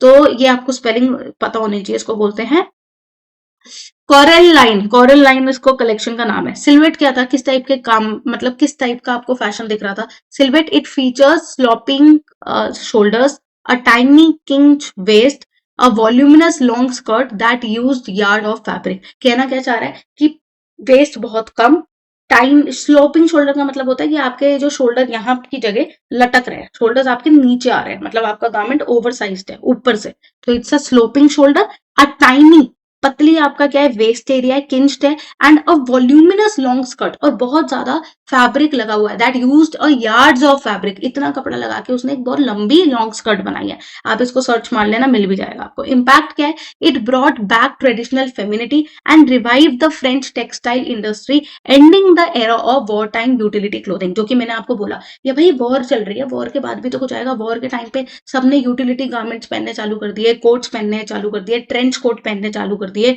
अब कोट से और वो कॉर्ड सेट की जगह वो सब पहनने चालू कर दिए, क्या कहते हैं, ब्रेजर्स वगैरह चालू कर दिए। तो अब कैसे बाहर निकलोगे, तो अब इस यही थोड़ी पहनते रहेंगे। अब तो वॉर खत्म हो गई, तो वॉर के बाद क्या है, फंक्शनैलिटी वाला क्लोथिंग खत्म, the end of utility clothing, और वापस जो फेमिनिटी है जैसे वुमेन्स को देखा जाता था उसको वापस लेके आएंगे। तो लॉन्ग स्कर्ट्स को प्रमोट किया, बहुत सारा फैब्रिक यूज होता था, स्लॉपिंग शोल्डर, और इसको the new look for fashion भी बोलते हैं, ठीक है। द 1920s वर्सेस 1950s की अब बात कर रहा है, ठीक है। 1920s में द फ्लैपर जैज एज थी, फ्लैपर आ चुका था। फ्लैपर मीन्स, फ्लैपर आपको पता है कैसी क्लोथिंग होती है, जहां पे वुमेन्स बॉयज सिल्वेट्स को प्रमोट कर रही है, मतलब सीधे कपड़े पहन रही थी, कॉर्सेट वगैरह खत्म हो चुका था, बॉब कट चल रहा था, बॉयज कट चल रहा था। वो एरा क्या है, 1920s है। और 1950s क्या था, जहां पे अगेन आपका क्या आ गया था, डियोर ने अपना कलेक्शन लॉन्च कर दिया था वॉर के बाद, तो जो आपका द न्यू लुक ग्लैमर आया था। तो दोनों में डिफरेंस क्या था कि जब फ्लैपर 1920 पे फ्लैपर चल रहा था, ट्यूबुलेटर क्या कह रहे, ट्यूबुलर स्ट्रेट रेक्टेंगल, अभी मैंने आपको फ्लैपर की फोटो भी दिखाई थी, जहां पे बिल्कुल रेक्टेंगुलर ए लाइन कपड़ा पहन रहा है, ठीक है। ड्रॉप्ड वेस्ट, वेस्ट एकदम ड्रॉप्ड हो चुकी है, मतलब एकदम लूज कपड़े पहन रहे हो। शॉर्ट्स की बात करूं तो नी लेंथ के आपकी क्या चल रही है, स्कर्ट चल रही है, ठीक है। पर 1950s जब डियोर का कलेक्शन आया, तो अगेन आर ग्लास बॉडी आ गई थी वापस, किंच नेचुरल वेस्ट आ गई थी, है ना, जो आपकी किंच वेस्ट आ गई थी, एंड वेरी लॉन्ग, और वेरी लॉन्ग आई वुड से स्कर्ट की लेंथ उस टाइम पे चल रही थी। फीचर्स क्या है, एक बार इसको हम देख लेते हैं। Sometimes question can come in to the paper, what is the difference between 1920 and 1950s। मुझे ऐसा लगता है, ऐसे बहुत लोग होते हैं जो मेरी वीडियो नहीं देखते, सिर्फ पीडीएफ मांगते रहते हैं। पीडीएफ तो भाई मैं दे ही दूंगी, पर पीडीएफ से ज्यादा आपको साथ में खुद भी याद करना होता है, ठीक है। मैं उसको डाल दूंगी शेयरिंग में, बट एटलीस्ट आपको पहले खुद भी एक्टिवली समझना है। 1920s का समझ में आया, स्ट्रेट क्लोथिंग, ड्रॉप शोल्डर, ये सब चल रहा था, ठीक है। पर वहीं पे 1950s में क्योंकि डियोर ने अपना कलेक्शन निकाल दिया, तो अब hour glass body, natural clothing और लॉन्ग स्कर्ट वापस आ गई, वापस आ गया ना वो ट्रेंड मार्केट में। अब क्या हुआ, फीचर्स जो थे फ्लैपर क्लोथिंग के, जैज एज, उसको हम जैज एज भी बोलते हैं फ्लैपर वाले टाइम को। तो अंडर गार्मेंट्स आपके कैसे चल रहे थे, फ्लैटनर, तो flattener, bras to flatten chest, no corset. तो वही वाली चीज है कि वहां पे क्या है कि अब वो बिल्कुल फ्लैट चेस्ट चल रहा है, ठीक है। तो they are not wearing any corset. जहां पे 1950s में क्या हो रहा था, ग्रिडलेस और and petticoats to shape curves, और यहाँ पे 1950s में क्योंकि वापस डियोर का कलेक्शन आ चुका है, वापस ट्रेंड में आ चुके हैं, अब वो वॉर खत्म हो चुकी है, तो अब वापस वो क्या कर रहे हैं, ग्रिडल्स वगैरह पहन रहे हैं वहां पे, जिससे कि वापस वो शेप्ड बॉडी की तरफ आ रहे हैं। वहां पे फिर वो फ्लैट बॉडी की तरफ चले गए, ठीक है। आइडियल बॉडी वहां पे उस समय किसको मानते थे, बॉयज। वहां पे वो क्योंकि वुमेन्स अब यूटिलिटी की तरफ जा चुकी थी, वहां पे बॉयज गारमेंट्स का बहुत ज्यादा चल रहा था, ठीक है। कॉर्सेट को बिल्कुल विक्टोरियन मार्केट से हटा दिया था। अब 1950s में क्योंकि वापस वो फेमिनिटी लेके आनी थी, तो अगेन फेमिनाइन लुक। 1920s में फ्लैपर के टाइम पे, क्योंकि 1920s का मतलब ही होता है फ्लैपर लुक, यहाँ पे बिल्कुल प्लेन सिल्वर थे, तो वहां पे बॉयज लुक आया। कि फैब्रिक कौन से होते थे, बहुत ही लाइट सिल्क वगैरह पहने जाते थे। बट अगेन 1950s में लग्जरी आ गई वापस, तो हेवी सैटिन, ठीक है, टफेटा, लेयर, स्टिफ टफेटा क्या होता है, बहुत ही मोटा फैब्रिक होता है। सैटिन क्या है, बहुत ही ज्यादा शाइनी फैब्रिक है, ये सब मार्केट में आ गया। डिफरेंस बिटवीन होते कत्ते और प्रेत्ते पोते, अगेन हाई फैशन है तो एक्सक्लूसिव होगा, कस्टम फिटिंग होगा। High quality fabric made clothing, तो बेसिकली मैं तुम्हें बताती हूँ, यहाँ पे हाई फैशन का मतलब है हाई स्विंग करिए, हैंड क्राफ्टेड है, हैंडमेड है start to finish, high fashion की बात कर रही हूँ। Made to the client exact measurement, client की बॉडी के हिसाब से एग्जैक्ट मेजरमेंट का बना है। वन ऑफ अ काइंड और अ वेरी लिमिटेड पीसेस, बहुत ही मतलब एक ही पीस होगा या एक के दो तीन पीस होंगे, इससे ज्यादा सेम तो बनते ही नहीं है। Extremely expensive, Manish Malhotra type की बात कर रही हूँ। मनीष मल्होत्रा के पीसेस स्टैंडर्ड साइज के थोड़ी होते हैं, बहुत कस्टमाइज होते हैं, है ना। तो वो क्या एक्सक्लूसिव है, कस्टम फिटेड क्लोथिंग है, हैंडमेड क्लोथिंग है, वहां पे एग्जैक्ट मेजरमेंट है। प्रत्यय पौते की बात करूं तो वहां पे हाई क्वालिटी फैक्ट्री मेड है, फैक्ट्री के गारमेंट्स बन रहे हैं, मशीन मेड बन रहे हैं, made in standard sizes, SML XL यही साइजेस मिलते हैं, प्रोड्यूस्ड इन मल्टीपल, बल्क में प्रोड्यूस होते हैं, ठीक है। Varying price point affordable to luxury, हाँ मतलब आप कुछ लोकल मार्केट से लेने जाओगे जो आपकी लोकल शॉप से, तो वहां पे प्राइस बहुत कम मिलेगा। वहीं पे अगर आप थोड़ा सा, अब जैसे जूडियो टाइप चले गए तो प्राइस कम है, ठीक है, बट वहीं पे अगर आप थोड़ा से अच्छे में चले गए, जारा टाइप, जारा भी क्या है, जारा भी प्रत्य बहुत ही है, कोई हाई फैशन नहीं है वो। लोग जारा लेते हैं सोचते हैं कि बहुत ही हाई फैशन है, नहीं, वो भी तो आपका मास प्रोड्यूस है, साइजेस तो उसने पहले ही बना रखे हैं, बस वो थोड़ा सा क्या है, ऐसा हो सकता है ना कि वो थोड़ा महंगा है एज कम्पेयर टू, बिल्कुल चीप नहीं होता। रेडी टू वेयर का मतलब है कि वो आपके साइज का बना बनाया, आप तुरंत उसको ले रहे हो और वो मशीन मेड ही है, वो आपके लिए बहुत कस्टमाइज नहीं है, बस वो थोड़ा सा लग्जरी है because of their feel of fabric and these thing, तो उसका थोड़ा सा प्राइस ज्यादा है, दैट्स ऑल। बाकी तो वो मास प्रोड्यूस्ड ही है, और ऐसे इतने सारे शोरूम्स में चलता है, राइट। हौते कत्यूर का क्या है, हाई स्विंग, हाई स्विंग का मतलब है हाथ से एक एक धागा लगा पड़ा है, ठीक है। वो आपका कितना हार्डवर्क होगा और कितना हैंडवर्क होगा। जैसे कि एग्जांपल्स, ये वाला आपको कहाँ मिलता है फैशन, डियोर में, डियोर कत्योर में, शनेल कत्योर में, रनवेज पे आपको सारा हाई फैशन मिलेगा। पर प्रत्ये पोते रेडी टू वेयर कहाँ पे मिलेगा, जैसे कि जिसकी जारा हो गया, H&M होगा, कितने सारे साइजेस हैं, वही साइज में जाके लोग ले रहे हैं, गैप होगा, ठीक है, UCP होगा, ठीक है। डिजाइनर्स, RTW का मतलब ये है, कुछ ऐसे डिजाइनर्स भी होते हैं, बड़े डिजाइनर, जिनका एक रेडी टू वेयर लाइन भी चल रही है, मतलब वो अपना महंगा भी बेच रहे हैं, बट वो अपने जो सस्ते जो आपका मिडिल क्लास है, जो उनके सस्ते बायर्स हैं, उनके लिए भी एक उन्होंने रेडी टू वेयर निकाला है, ठीक है। जो बेसिकली मान लो मुझे सब्यसाची खरीदना है, but I can't by one thing of 1 lakh, तो वो उसकी एक रेंज आती है RTW, जहाँ पे वो कस्टमाइज पीसेस है, तो वो सब्यसाची का सब्यसाची भी हो गया और सस्ता भी मिल गया। तो वहां पे क्या है कि वो इतना हाथ से थोड़ी कर रहा है, उसने बस प्रिंटेड फैब्रिक है, उसको मशीन से सिल रहा है, दैट्स ऑल, और अपना लेबल लगा रहा है। The secret vocabulary bank, I hope अब ये वोकैबलरी बैंक है, कर लेते हैं, थोड़े से पेजेस और बचे हैं, जल्दी से रिवाइज करते हैं। द सीक्रेट वोकैबलरी बैंक है ये मेरा, ये कुछ ऐसे वर्ड्स हैं जो कि मैंने पेपर में देखे हैं, खुद देखे हैं, निकाले मैंने, अंडरलाइन करे कि 1 मार्कर क्वेश्चन पूछे गए हैं, या आपके फ्लिंदी ब्लैंक्स में भी बहुत बार घुमा के पूछे गए थे। कनॉक्स क्या होता है या सबमेरियन क्या होता है, तो मैं आपको बताती हूँ, एक टर्म आता है कैनॉक्स करके, जो कि इसका ओरिजिन होता है Sumerian, a skirt worn by men and women made of sheep skin with fleece attached. Trust me, ये क्वेश्चन बहुत बार आए हुए हैं और ये आपको पता होना चाहिए, मैं भी जब लाइव आती हूँ तो ये क्वेश्चन जरूर पूछती हूँ। कनॉक्स क्या होता है, ओरिजिन क्या है, सबमेरियन से, जहां पे अ skirt worn by women and main made of sheep skin, जो आपकी शीप होती है ना, उसकी स्किन से बना होता है, फ्लीस से, लुक लाइक अ टफ्टेड स्कर्ट, एक टफ्टेड स्कर्ट की तरह लगता है, ठीक है। सर मैं कनॉक्स कहाँ है, सबमेरियन स्कर्ट है, जो कि मेन और वुमेन पहनते हैं, कहाँ से बना है, शीप की स्किन से बना होता है, फ्लीस से, ठीक है। शैंटी क्या होता है, ठीक है, इसको लोग सैंटी भी बोलते हैं और कुछ लोग इसको शैंटी भी बोलते हैं, तो सैंटी क्या होता है यहाँ पे, सैंटाई भी बोलते हैं। तो बेसिकली ये क्या है, इजिप्शियन से चला है, इजिप्शियन से चला है। A loin cloth, it's not lion, it's a loin cloth और किल्ट वॉर्न बाय मेन। तो अगर मैं आपको एक दिखा सकती हूँ, आपको डिफरेंस पता चल जाएगा एटलीस्ट, अगर मैं ये दिखा दूंगी ना, तो समझ में आ जाएगा शैंटी क्या होता है। ये देखो, ये इजिप्ट का है, देख रहा होगा, ये जो नीचे बांधते हैं ना लोग धोती टाइप, तो इजिप्ट में जो लोग धोती टाइप बांधते हैं, ये इसको क्या बोलते हैं, शैंटी बोलते हैं, which is a loin cloth और अ किल्ट वोन बाय मेन, ठीक है। जहां पे अगर मैं बात करती हूँ आपकी, जो मैं आपको कनॉक्स के बारे में बता रही हूँ, वो ये होता है, ये क्या है आपका, रोमियन है, ये आपको देख के पता चल रहा है ना, फोटो से ही पता चल रहा है कि यहाँ पे आपको ये काफी ज्यादा आपको इस कल्चर में देखने को मिलता है। ये नीचे जो स्कर्ट पहनी है, not Roman, sorry, not Roman, I would say it's a Sumerian, Mesopotamia के टाइम का है ये, ठीक है। Old European culture, say it's written old European culture, ठीक है। तो ये आपको देखने को मिलता है। समेरियन एरा के टाइम की बात है। सेंटी कहां से मिली? इजिप्शियन से मिली। उसके बाद आता है कैलेसिरिस। कैलेसिरिस क्या होता है? ये भी इजिप्शियन है। A long close fitting linen gown Warne by women. तो कैलेसिरिस क्या होता है? बेसिकली एक लॉन्ग गाउन होता है जो कि विमेन पहनती हैं।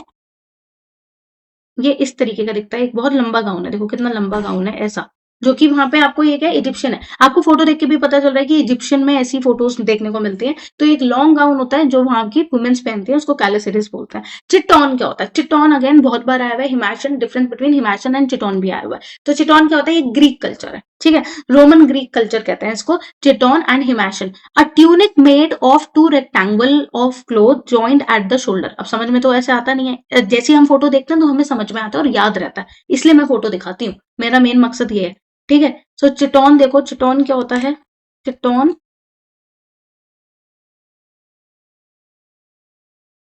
ये इस तरीके का, ये क्या है? ये एक ट्यूनिक है जो कि आपके दो रेक्टेंगुलर पीसेस पहने गए हैं, ठीक है। Chiton is made up of two rectangles of cloth joint at the shoulder, और शोल्डर्स के ऊपर जोड़ दिए, आगे और पीछे से जोड़ दिए, उसको चिटॉन बोलते हैं। हिमैशन क्या होता है? A large rectangular cloak draped over the left shoulder. Himation की पहचान ये होती है कि उसको लेफ्ट शोल्डर पे पहना जाता है। फॉर एग्जाम्पल अगर मैं बोलूं हिमैशन गारमेंट, तो इसको बिल्कुल लेफ्ट शोल्डर पे इस तरीके से पहना जाता है। तो इसका डिफरेंस ये है, यहाँ पे देखो एक शोल्डर पे पहना जाता है हिमाचल को, और वेरी गुड एग्जाम्पल ये रहा, एक शोल्डर के ऊपर डाला जाता है, एक शोल्डर, इस वाले को हम मानेंगे।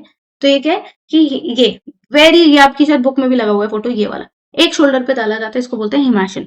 हिमाचल क्या है? एक रेक्टेंगुलर क्लॉक है, dropped on the one left shoulder like a shawl, shawl की तरह एक साइड पे डालता है। टोगा क्या होता है? रोमन कल्चर अगेन, कि a large semi circular cloth draped around the body, symbol of Roman citizenship.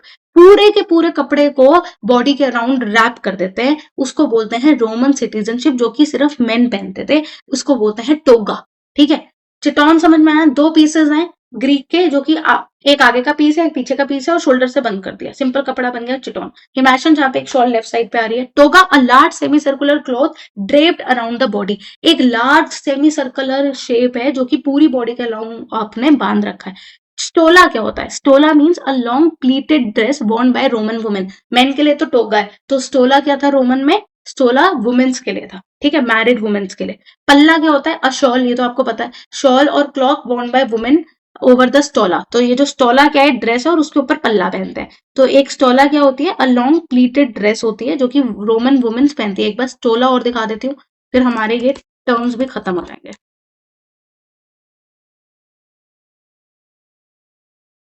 तो इस टाइप की ये होती है, इसके ऊपर ये देखो, ये ड्रेस है, नीचे स्टोला, और ये जो कंधे पे तला है इसको क्या बोलता है? पल्ला, ठीक है। अब आ जाओ इंडियन कॉस्ट्यूम टर्मिनोलॉजी, ये आपको बिल्कुल भी स्किप नहीं करनी है, ये भी बहुत इंपॉर्टेंट है। अंतरिया क्या होता है? Antariya is the lower garment like a dhoti tied at the waist, है ना, टाइड एट द वेस्ट। मुझे पता है आप जो बच्चों को बैठने की आदत नहीं है, सुनने की आदत नहीं है, तो प्लीज आपको लर्न नहीं हो रहा है तो आपको लर्न करना पड़ेगा, अब टाइम कम बचा है, बैठो, सुनो मेरी बात को और समझो। अगर आप अपने लिए मेहनत नहीं करोगे ना, आई एम टेलिंग यू, मैं one shot video second third fourth की भी नहीं बनाऊंगी। पूरी सुनो, डाउट्स आ रहे हैं, क्वेश्चन सॉल्व करो। मैंने लिटरली ये पीडीएफ पूरी इसलिए बनाई है जिससे कि आपको कोई भी डाउट आ रहा है, कहीं भी कोई चीज याद नहीं हो पा रही, तो आप पूछ सको, समझ के मैं पढ़ा रही हूँ कि समझ सको। तो प्लीज मेरी बात को स्ट्रिक्टली समझ लो, फुल मार्क्स ही आते हैं फैशन स्टडीज में, इतना मुश्किल नहीं है। आपने पहले से नहीं पढ़ा है इसलिए आपको लग रहा है, लिटरली मैं पहले उसे, अगर इतना ही है सिलेबस जो मैं दे रही हूँ, उससे ज्यादा आएगा भी नहीं चैप्टर 1 में से। तो अंतरिया क्या है? Lower garment like a dhoti tied at the waist, waist के नीचे पहना जाता है, पास बिटवीन द, जैसे धोती बांधते हैं दोनों लेग्स के बीच में से आप अपना फैब्रिक निकालते हो, वो क्या होता है? लोअर गारमेंट है। उत्तरिया क्या होता है? अपर गारमेंट है, जो ऊपर पहनते हो, जैसे आपका स्कार्फ हो गया, शॉल हो गया, ये आपका उत्तरिया होता है। कायाबंद क्या होता है? कायाबंद is a sash or a waist band use to secure the antariya, जो आपका लोअर गारमेंट है। आपने धोती बांधी, पर धोती को बांधने के लिए ऊपर बेल्ट लगाएंगे, उसको बोलते हैं कयाबंद, ठीक है। स्तना पट्टा क्या होता है? स्तना पट्टा मतलब अ चेस्ट बैंड वोन बाय वुमेन, ठीक है, इसको हम एंशियंट ब्रास भी बोलते हैं, मतलब कि चेस्ट के ऊपर जो एक बैंड पहनते हैं, एंशियंट ब्रा की तरह होती है आपकी स्तना पट्टा। जमा क्या होता है? A long coat with a flared skirt, एक लंबा कोट है, उसके नीचे एक फ्लेयर्ड स्कर्ट पहनते हो, जो कि मुगल एंड पर्शियन इन्फ्लुएंस है। एक हिस्ट्री ऑफ फैशन सारी चीजों को कवर कर रहा है आपका, अमेरिकन फैशन, पेरिस फैशन, तो ये सब आपको पता होना चाहिए कि मुगल और पर्शियन के टाइम पे क्या था, एक लॉन्ग कोट के नीचे स्कर्ट पहनते हैं, उसको जमा बोलते हैं। अंगरखा क्या होता है? Angarkha is a cross over tunic tied at the side. Angarkha आज भी गुजरात राजस्थान में बहुत फेमस है। अंगरखा मतलब आपके दो कपड़े हैं जो आप इधर क्रॉस ओवर होता है जो जैसे साइड में पहनते हैं। तो एक बार अंगरखा देख लेते हैं। देखो जहां पे इसने क्या करा है, ये साइड में एक फ्लैप ऐसे जा रहा है, एक फ्लैप यहाँ पे ये साइड में बंधा हुआ है, इसको बोलते हैं अंगरखा। ठीक है, अब आते हैं द 4 थ्योरीज ऑफ क्लोथिंग। आपकी क्या 4 थ्योरीज ऑफ क्लोथिंग है? पहली आती है प्रोटेक्शन। भाई किस लिए आप कपड़े पहनते हो? आप अपने आप को प्रोटेक्ट करने के लिए पहनते हो, जिससे कि भाई पहले तो यही है, डिजाइनर डिजाइनर तो बात की बात है। क्लोथिंग किस लिए? जो आपको क्लाइमेट से बचाएगा, कोल्ड से, हीट से, इन्वायरमेंट से, इन सब चीजों से बचाएगा, super natural forces, evil eyes वगैरह से भी बचाएगा। एडॉर्नमेंट क्या होती है? द मोस्ट डोमिनेंट थ्योरी जो है, decorating the body of aesthetics, appeal, attraction और स्टेटस। फॉर एग्जाम्पल जैसे कि आपने नाइजीरिया में क्या होता है, बहुत सारे लोग अपनी बॉडी के ऊपर, नेक के ऊपर टैटूज बनवाते हैं, एम्ब्रॉयडरीज भी करवाते हैं और बहुत ज्वेलरीज वगैरह, तो वो कहते हैं एडोरमेंट। तो एडोरमेंट क्या है? आप अपनी बॉडी को अच्छा बना रहे हो, आप ज्वेलरी पहन रहे हो, राइट, आप एसेसरीज पहन रहे हो, क्यों पहन रहे हो? जिससे कि आपका जो स्टेटस है, अट्रैक्शन है, वो आपका और बढ़े। तो आप अपनी बॉडी को डेकोरेट करने के लिए पहन रहे हो। मोडेस्टी क्या होता है? Clothing use to conceal the body due to social and religious code varies by culture. Modesty का मतलब क्या है कि आप अब क्लोथिंग इसलिए कर रहे हो, use to conceal the body, अपनी बॉडी को कंसील करने के लिए, due to social and religious codes. ठीक है, क्लोथिंग अपनी बॉडी आप ढक रहे हो, जो भी आप देखो basically is to cover your body. And किस लिए आप कर रहे हो? जो कि आपका रिचुअल है। फॉर एग्जाम्पल मैं अगर एक बोलूं रिलीजियस एंड सोशली, कि हिंदूज में हम लोगों का एक डिफरेंट स्टाइल होता है, राइट, क्लोथिंग को हम लोग यहीं तक अपनी चुन्नी रखते हैं, या फिर बट वहीं पे अगर मैं बोलूं डिफरेंट कम्युनिटीज लाइक पंजाबी हो गए, या फिर सिखिज्म हो गए, मुस्लिम्स हो गए, उनका एक अपना डिफरेंट कल्चर है। ठीक है, तो ये एक डिफरेंट कल्चर चलता है, उसको कहते हैं मोडेस्टी, जहां पे आप अपने कल्चर के हिसाब से कपड़े पहन रहे हो। आइडेंटिफिकेशन क्या होता है? Clothing use to identify status, rank, profession. आपकी क्या आप हो वो आपकी क्लोथिंग से पता चलता है। एक ऐसा है कि स्टूडेंट्स की एक यूनिफॉर्म होती है, क्यों? जिससे वो उनको पहचान सके स्टूडेंट है। डॉक्टर्स की एक यूनिफॉर्म है कि वो व्हाइट कलर का कोट पहनता है, तो ये क्यों? क्योंकि वो डॉक्टर है ना। टीचर तो व्हाइट कोट पहन के नहीं जाती है। तो ये एक क्या है, उनका प्रोफेशन, रैंक और स्टेटस के बारे में बताता है। ठीक है, तो क्या मेन आपकी थ्योरीज हैं क्लोथिंग की ओरिजिन को लेके, कि कहां से क्लोथिंग की बना, हमें कपड़े, ये कह रहे हैं कि क्लोथिंग की नीड क्या है, ओरिजिन क्या है, कहां से क्लोथिंग हमें, थ्योरीज ऑफ ओरिजिन का मतलब ये कह रहे हैं कि हमें किस रीजन से क्लोथिंग करनी चाहिए। पहला ये प्रोटेक्शन के लिए बॉडी की। एडोरमेंट, उसको हम क्यों सजाते हैं? हमारे सोशल स्टेटस वगैरह के लिए। मोडेस्टी, मोडेस्टी मतलब सोशल ग्रुप के लिए। आइडेंटिफिकेशन मतलब अपने प्रोफेशन के लिए, रैंक के लिए। ठीक है, अब ये है मेरा मास्टर क्वेश्चन बैंक, 3 ही पेज का है, जल्दी से कर लो। इसमें कुछ ऐसे क्वेश्चंस आए हुए हैं जो कि मैंने आपके अगेन सैंपल पेपर से, PYQ से, और जो बाकी स्कूल्स में पेपर्स में टीचर्स ने डाले हैं उनके क्वेश्चंस भी डाले हैं। Who is the father of होते कत्योर? Charles Frederick worth. अब तो रट भी गया होगा। Name the machine invented by James Hargreaves. तो जेम्स हार्डग्रीव्स ने 1964 में क्या निकाला था? Spinning jenny. क्या निकाला था? Spinning jenny. जो स्पिनिंग मशीन होती है, स्पिनिंग जेनी एक मशीन निकाली थी 1964 ने, जेम्स हार्डग्रीव्स ने। ठीक है, what is a bias cut and who popularized it? Bias cut is cutting at a 45 degree. Bias का मतलब होता है 45 डिग्री। तो आप 45 डिग्री पे जब भी आप कट लगा रहे हो, bias fabric at a 45 degree angle to create a drape. Basically आप अपने फैब्रिक को कट कर रहे हो 45 डिग्री के एंगल पे, 45 डिग्री के एंगल पे, जिससे भी उसमें इजीली ड्रेप आ सके। तो ये पॉपुलराइज किसने किया था? मेडेलिन वियोनेट ने 1930s ने। किसने करा था? मेडेलिन वियोनेट ने। बायस कट 45 डिग्री पे लगता है, किसने किया था? मेडेलिन वियोनेट ने। इस चैप्टर में से किसने क्या इनोवेशन करी है? चार्ल्स फेडरिक ने क्या करी है, कोको शेनल ने क्या करी है, डियोर ने क्या करी है, और आपके ये जो आइसेक सिंगर है, उन्होंने जैसे वो बनाया था, आपकी स्विंग मशीन निकाली थी। इस टाइप के क्वेश्चन पूछ लिए जाते हैं, डायरेक्ट नेम्स पूछ लेता। Name the machine invented by James Hargreaves, spinning jenny. ठीक है, बायस कट क्या होता है? बायस कट क्या होता है? 45 डिग्रीज पे लगता है, और आपका मेडिलिन वियोनेट ने आपका 1930s में किया था। डिफाइंड यूटिलिटी स्कीम, ये यूके की स्कीम है, CC41, जो कि ये बताती है कि वहां पे हमें अपना फैब्रिक की यूसेज को कम करना है, सेव करना है मटेरियल। कैसे करोगे? प्लीट्स कम कर दो, पॉकेट हटा दो, बटन हटा दो, तो फैब्रिक कम लगेगा। Who introduce the new look? New look किसने इंट्रोड्यूस किया था? डियोर ने किया था। कब किया था?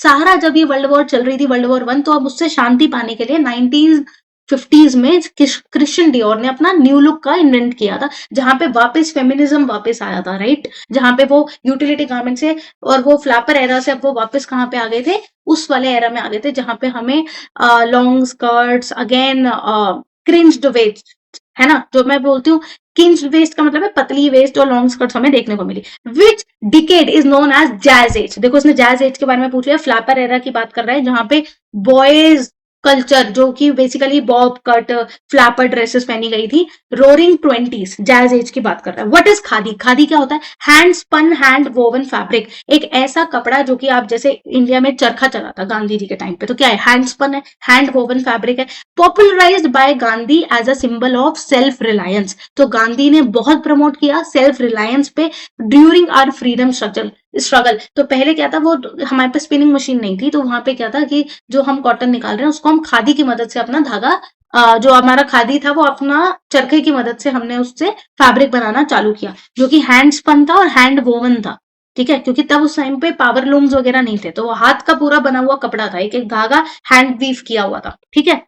और एक इनकी वजह से हुआ था, गांधी जी की वजह से हुआ था, जो कि हमने अपने फ्रीडम स्ट्रगल के टाइम देखा। Which designer is credited with little black dress? अब देखो, अब आ रहा है क्वेश्चन, समझ में बन रहे हैं आंसर, इसलिए मैंने वो टॉपिक पढ़ाने के बाद करवाया। लिटिल ब्लैक ड्रेस किसने किया है? कोको शैनेल ने किया है। वो ब्लैक कलर जो कि मॉर्निंग के टाइम में पहना जाता था डेथ के टाइम पे, अब उसको प्रमोट किया है वुमेन के एलिगेंस और कल्चर में। What is the difference between chiton and peplos? Chiton वही होता है, लाइटर ट्यूनिक होता है, ठीक है। Peplos is a heavier. अगर चिटॉन एक लाइटर ट्यूनिक है, ट्यूनिक मतलब उसको दो पीस से बना रखा है, तो पेप्लोस क्या है? Is a heavier woollen body length garment folded over at the top. तो टॉप से फोल्डेड किया जाता है। अगर मैं नहीं दिखाऊंगी तो बहुत ज्यादा ये नाइंसाफी हो जाएगी आप लोगों के साथ। पेप्लोस क्या होता है? पेप्लोस गारमेंट, देखो पेप्लोस इस टाइप का है।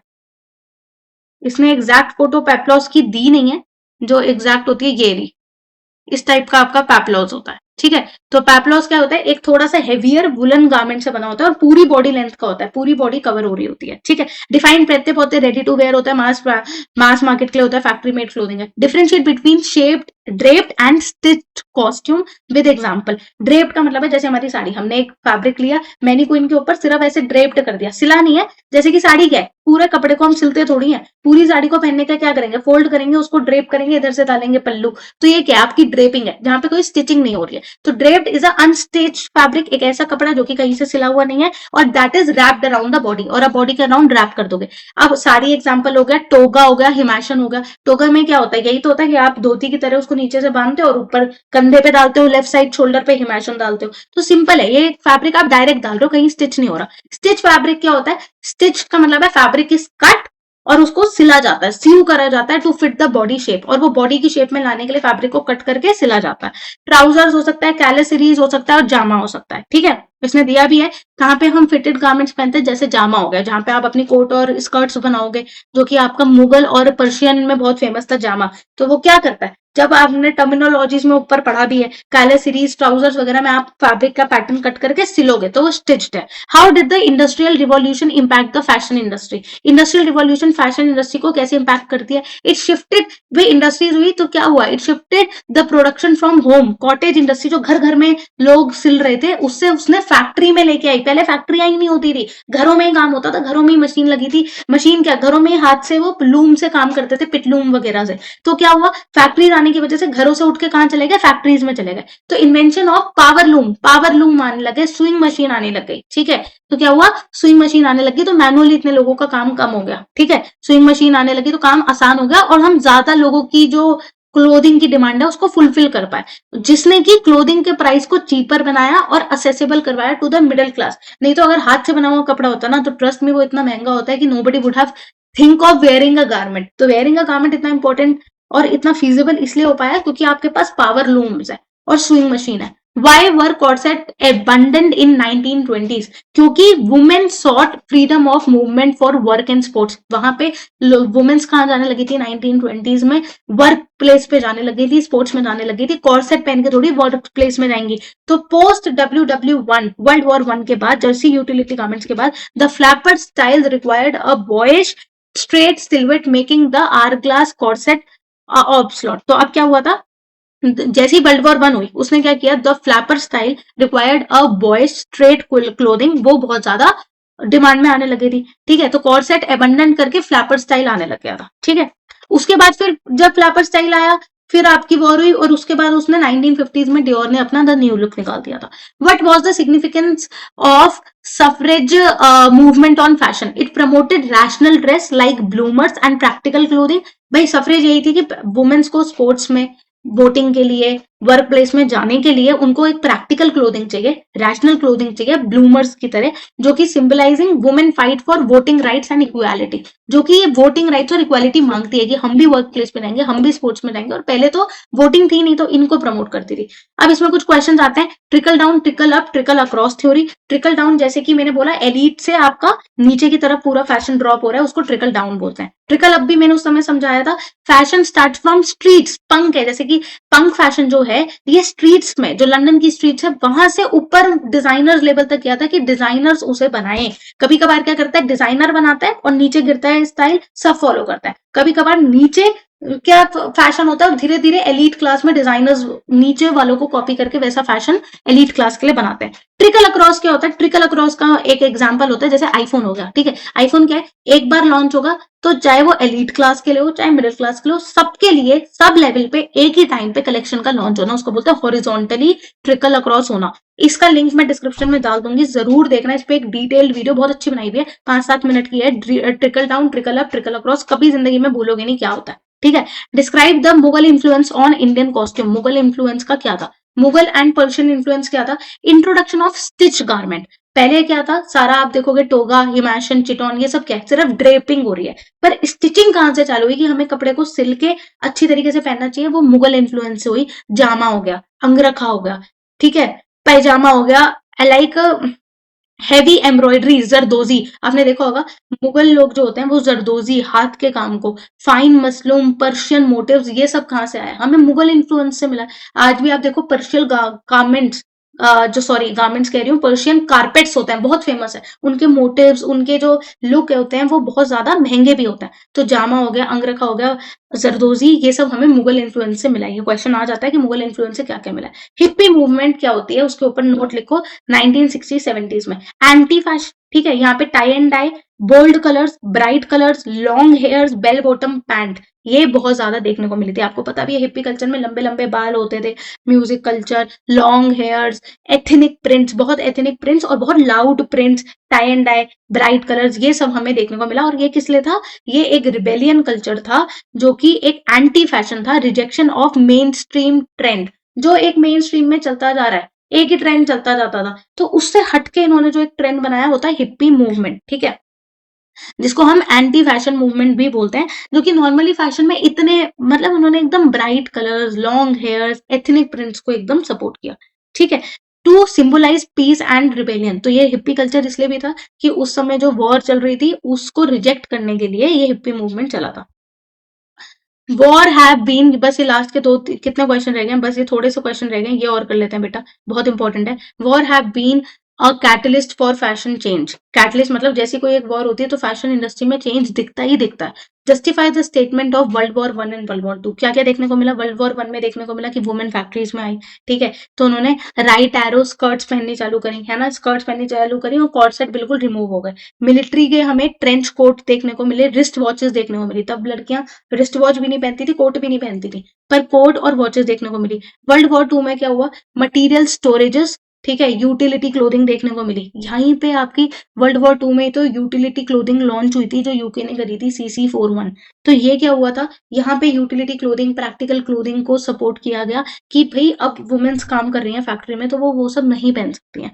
तो मटेरियल स्टोरेज, पहले पॉकेट्स नहीं बनती थी, तो क्या कर रहे थे वो लोग, पॉकेट्स इसलिए बना रहे थे कि वहां पे वो उसमें किसी मटेरियल को स्टोर कर पाए, यूटिलिटी क्लोथिंग को सपोर्ट करा। स्कर्ट हेम्स को थोड़ा छोटा किया, लॉन्ग स्कर्ट्स नहीं, लॉन्ग स्कर्ट्स पहन के फैक्ट्री में कोई काम थोड़ी कर सकता। पोस्ट वॉर रिएक्शन क्या हुआ? जैसी वॉर खत्म हुई उसके बाद हमें द न्यू लुक लॉन्च कर दिया था डियोर ने। ठीक है, जहां पे लैविश फैब्रिक को यूज किया, इतने ज्यादा फैब्रिक को यूज किया, ये शो करने के लिए कि अब वर्ल्ड वॉर खत्म हो गई है and we are again femininity को प्रमोट किया। Conclusion, war force practicality. War fashion को नहीं देखती है बेटा। जब भी वॉर होती है तो वो प्रैक्टिकल इनोवेशंस और प्रैक्टिकल क्लोथिंग को सपोर्ट करती है, followed by reaction of luxury when peace return. और जैसे ही वॉर खत्म होती है अगेन आपकी लग्जरी, फेमिनिटी, वो सब चीजें आपकी दोबारा, जैसी पीस आता है देन अगेन फॉलो वो करता है लग्जरी को, फिर आपकी लग्जरी अगेन शो होती है। पर वॉर आपको सपोर्ट करेगी कि प्रैक्टिकल क्लोथिंग और इनोवेशन पहने। Trace the evolution of Victorian era silhouette to the 1920s flapper. अब 1920 के फ्लैपर को विक्टोरियन एरा की सिल्हूट की बात करूं तो क्या हुआ है, विक्टोरियन एरा में कॉर्सेट था, फिर आपका हुआ एडवन, आपको याद हो तो मैंने एक वर्ड पढ़ाया था एडवार्डियन कल्चर। एडवार्डियन के टाइम पे क्या हुआ, देखो इसमें लिखा है विक्टोरियन में क्या था, पहले कॉर्सेट चल रहा था, पर जब एडवोरियन आया वर्ल्ड वॉर वन के टाइम में तो उसने क्या किया, लूजन कॉर्सेट बनाना चालू किया। ठीक है, तो Paul Poiret loosen the Poiret loosen the waist. Corset पे जो कमर होती है बहुत टाइट रहती है, तो वो अबंडन हो गया, तो उसके बाद क्या हुआ, उसको लूज कर दिया। वर्ल्ड वॉर वन की बात कर रहा है। और उसके बाद देखो 1890s में आपका एस बेंड कॉर्सेट आया, फिर 1910s में उन्होंने क्या करा, लूज एंड वेस्ट करा, हॉबल स्कर्ट करी, और 1920 में उसके बाद उन्होंने, because at the time of war वो पहन रहे थे शॉर्ट स्कर्ट्स, फ्लैपर फ्लैपर पहन रहे हैं। फ्लैपर का कल्चर क्या हो गया, फ्लैपर का कल्चर का मतलब होता है बॉब हेयर कट हो गया, बीड्स हो गए, फ्रिंजेस हो गए, ये सब। सस्प्रेशन ऑफ कर्व्स, जहां पे भी हमें बॉडी में कर्व्स दिख रहे हैं वो उन्होंने कम कर दिए। ठीक है, डिस्कस द स्वदेशी movement and its impact on Indian fashion. स्वदेशी मूवमेंट क्या हुआ, बर्निंग ऑफ फॉरेन क्लोथ्स, बाहर से जो हम कपड़ा खरीदते थे वो हमने बंद कर दिया। स्वदेशी का मतलब ये है अपने देश का कपड़ा पहनना चालू किया, जो कि क्या था, khadi, adoption of khadi. Symbolism क्या सिंबलाइज करता है, khadi became a symbol of political defence and utility, मतलब कि यूनिटी, मतलब ये खादी हमें दिखाता है कि अब हमें क्या है, इंडिपेंडेंट देश है, हम अपने खुद का कपड़ा यूज कर रहे हैं, हम बाहर की कंट्री से इंपोर्ट नहीं कर रहे हैं। ठीक है, symbol symbol of political defence का मतलब यहाँ पे ये है, डिफाइंस का मतलब यहाँ पे ये है कि पॉलिटिकली अब हम स्ट्रांग हो गए और ये हमारी यूनिटी है, हम सब मिलके अब खादी को प्रमोट कर रहे हैं। Impact revival of hand spinning, इससे क्या हुआ, हमने बाहर से कपड़ा खरीदना कम किया और हैंड स्पिनिंग, जो हाथ की जो स्पिनिंग होती है उसको हमने यहाँ पे उसको बरकरार रखा। Rejection of British mill made cloth, हालांकि खादी महंगा बहुत था क्योंकि हैंडमेड था, बट हमने एज एन यूनिटी, हमने अपने देश के लिए क्या करा, एज ए यूनिटी खादी को अडॉप्ट करा और रिजेक्ट कर दिया मिल मेड क्लोथ, जो कि आपके हैंड मतलब लूम, जो आपके पावर लूम से जो मिल से कपड़ा बन रहा था उसको हमने रिजेक्ट कर दिया। सिंपल व्हाइट गांधी टोपी and dhoti kurta became the uniform of the freedom fighter. Freedom fighter उस समय क्या पहनते थे, आपने देखा होगा सारे फ्रीडम फाइटर क्या करते हैं, टोपी पहनते थे गांधी की और धोती पहनते थे। ठीक है, लास्ट के 3 क्वेश्चन बचे हैं, जल्दी से देख लेते हैं। Can they define kaunakes and antariya. तो बेसिकली कनॉक्स और अंतरिया, आपको पता है कनॉक्स क्या होता है, आपके समेरियन होते हैं क्लोथ्स, है ना, समेरियन क्लोथ्स जो कि मेन एंड वुमेन दोनों पहनते हैं। समेरियन कल्चर से आए, कहाँ से आए, मेसोपोटामिया कल्चर से आए, समेरिया से। ठीक है, जो कि आपका कौन से मटेरियल से बनता है, ये मैंने आपको पहले भी बताया, कनॉक्स आपका बनते हैं शीप से, शीप की जो फ्लीज होती है उससे बनता है। ठीक है, attached later it was made, देखो पहले शीप से बन रहा था पर बाद में वोवन फैब्रिक से बनने लग गया, वूल से बनने लग गया। अंतरिया क्या होता है, which is an unstitch lower garment. ठीक है, उत्तरिया होता तो अपर का होता, अपर पार्ट होता। अंतरिया का मतलब क्या है, an unstitch lower body garment similar to modern dhoti, modern dhoti के सिमिलर है। How it's worn, it is a long strip of white cotton, white cotton की लॉन्ग स्ट्रिप है, silk passed between the legs and tusk. तो basically क्या है, antariya it's like a dhoti, unstitch dhoti है, जो कि आप क्या करते हो, एक लॉन्ग व्हाइट बैंड लेते हो, उसके बाद उसको अपने लेग्स के बीच में से निकालोगे और वेस्ट पे टक करोगे। ठीक है, तो क्या कह रहा है, pass between the legs and tucked at the waist band, और वेस्ट के ऊपर बांध दोगे। Visual often secure with a slash or sash, basically इस धोती को बांधने के लिए ऊपर एक सिक्योर बेल्ट लगाई जाती थी, सैश लगाया जाता है जिसको बोलते हैं कयाबंद। ठीक है, name the designer of the new look and bias cut. तो भाई न्यू लुक का कौन है, क्रिश्चियन डायोर, और बायस कट का कौन है आपका, मेडेलिन वियोनेट, है ना, कौन है, Madeleine Vionnet. Christian new look Christian Dior ने निकाला था, जहां पे लॉन्ग स्कर्ट निकाली थी, किंज वेस्ट निकाली थी, वर्ल्ड वॉर के बाद ये लॉन्च किया था, वर्ल्ड वॉर 2 के बाद। बायस कट क्या था, बायस कट के बारे में क्या होता है, a cut which is made at a 45 degree to have the maximum stretch of the fabric, और उससे मैक्सिमम ड्रेप आता है। 45 डिग्री पे जब आप फैब्रिक को कट करके ड्रेप डालते हो, this allows the fabric to stretch and drape clingingly over the body. Last question है, can they explain why fashion changed during World War II? World War II में क्यों हुआ था, 3 रीजन की वजह से, क्योंकि यूटिलिटी स्कीम आई थी यूके और यूएसए में। ठीक है, पहली चीज। यहाँ पे यूटिलिटी स्कीम कहती है that we are not going to waste our fabric, तो प्लीट्स कम कर दो, रफल कम कर दो, बटन्स मत लगाओ, स्कर्ट्स बिकेम शॉर्टर और टाइटर एंड एक्स्ट्रा पॉकेट्स और कफ, जैसे हम लोग कोई पॉकेट वगैरह डाल रहे हैं उनको मत लगाओ जिससे कि फैब्रिक आपका ज्यादा लगे। ये हुआ था materiality. Material storage, fabric like silk, wool were needed for the wall. Government restricted how much fabric could be used for civilian. Material storage की मतलब यहाँ पे मटीरियल स्टोरेज का मतलब ये हो रहा है कि गवर्नमेंट ने बोल दिया कि हमें मिलिट्री और वॉर के टाइम पे सिल्क वगैरह चाहिए तो हम सिविलियंस को नहीं दे सकते हैं, तो मटेरियल की स्टोरेज यहाँ पे ये कर दी कि क्यों क्यों चाहिए था, यूज फॉर पैराशूट, पैराशूट बनाने में सिल्क लगता है, नाइलॉन लगता है।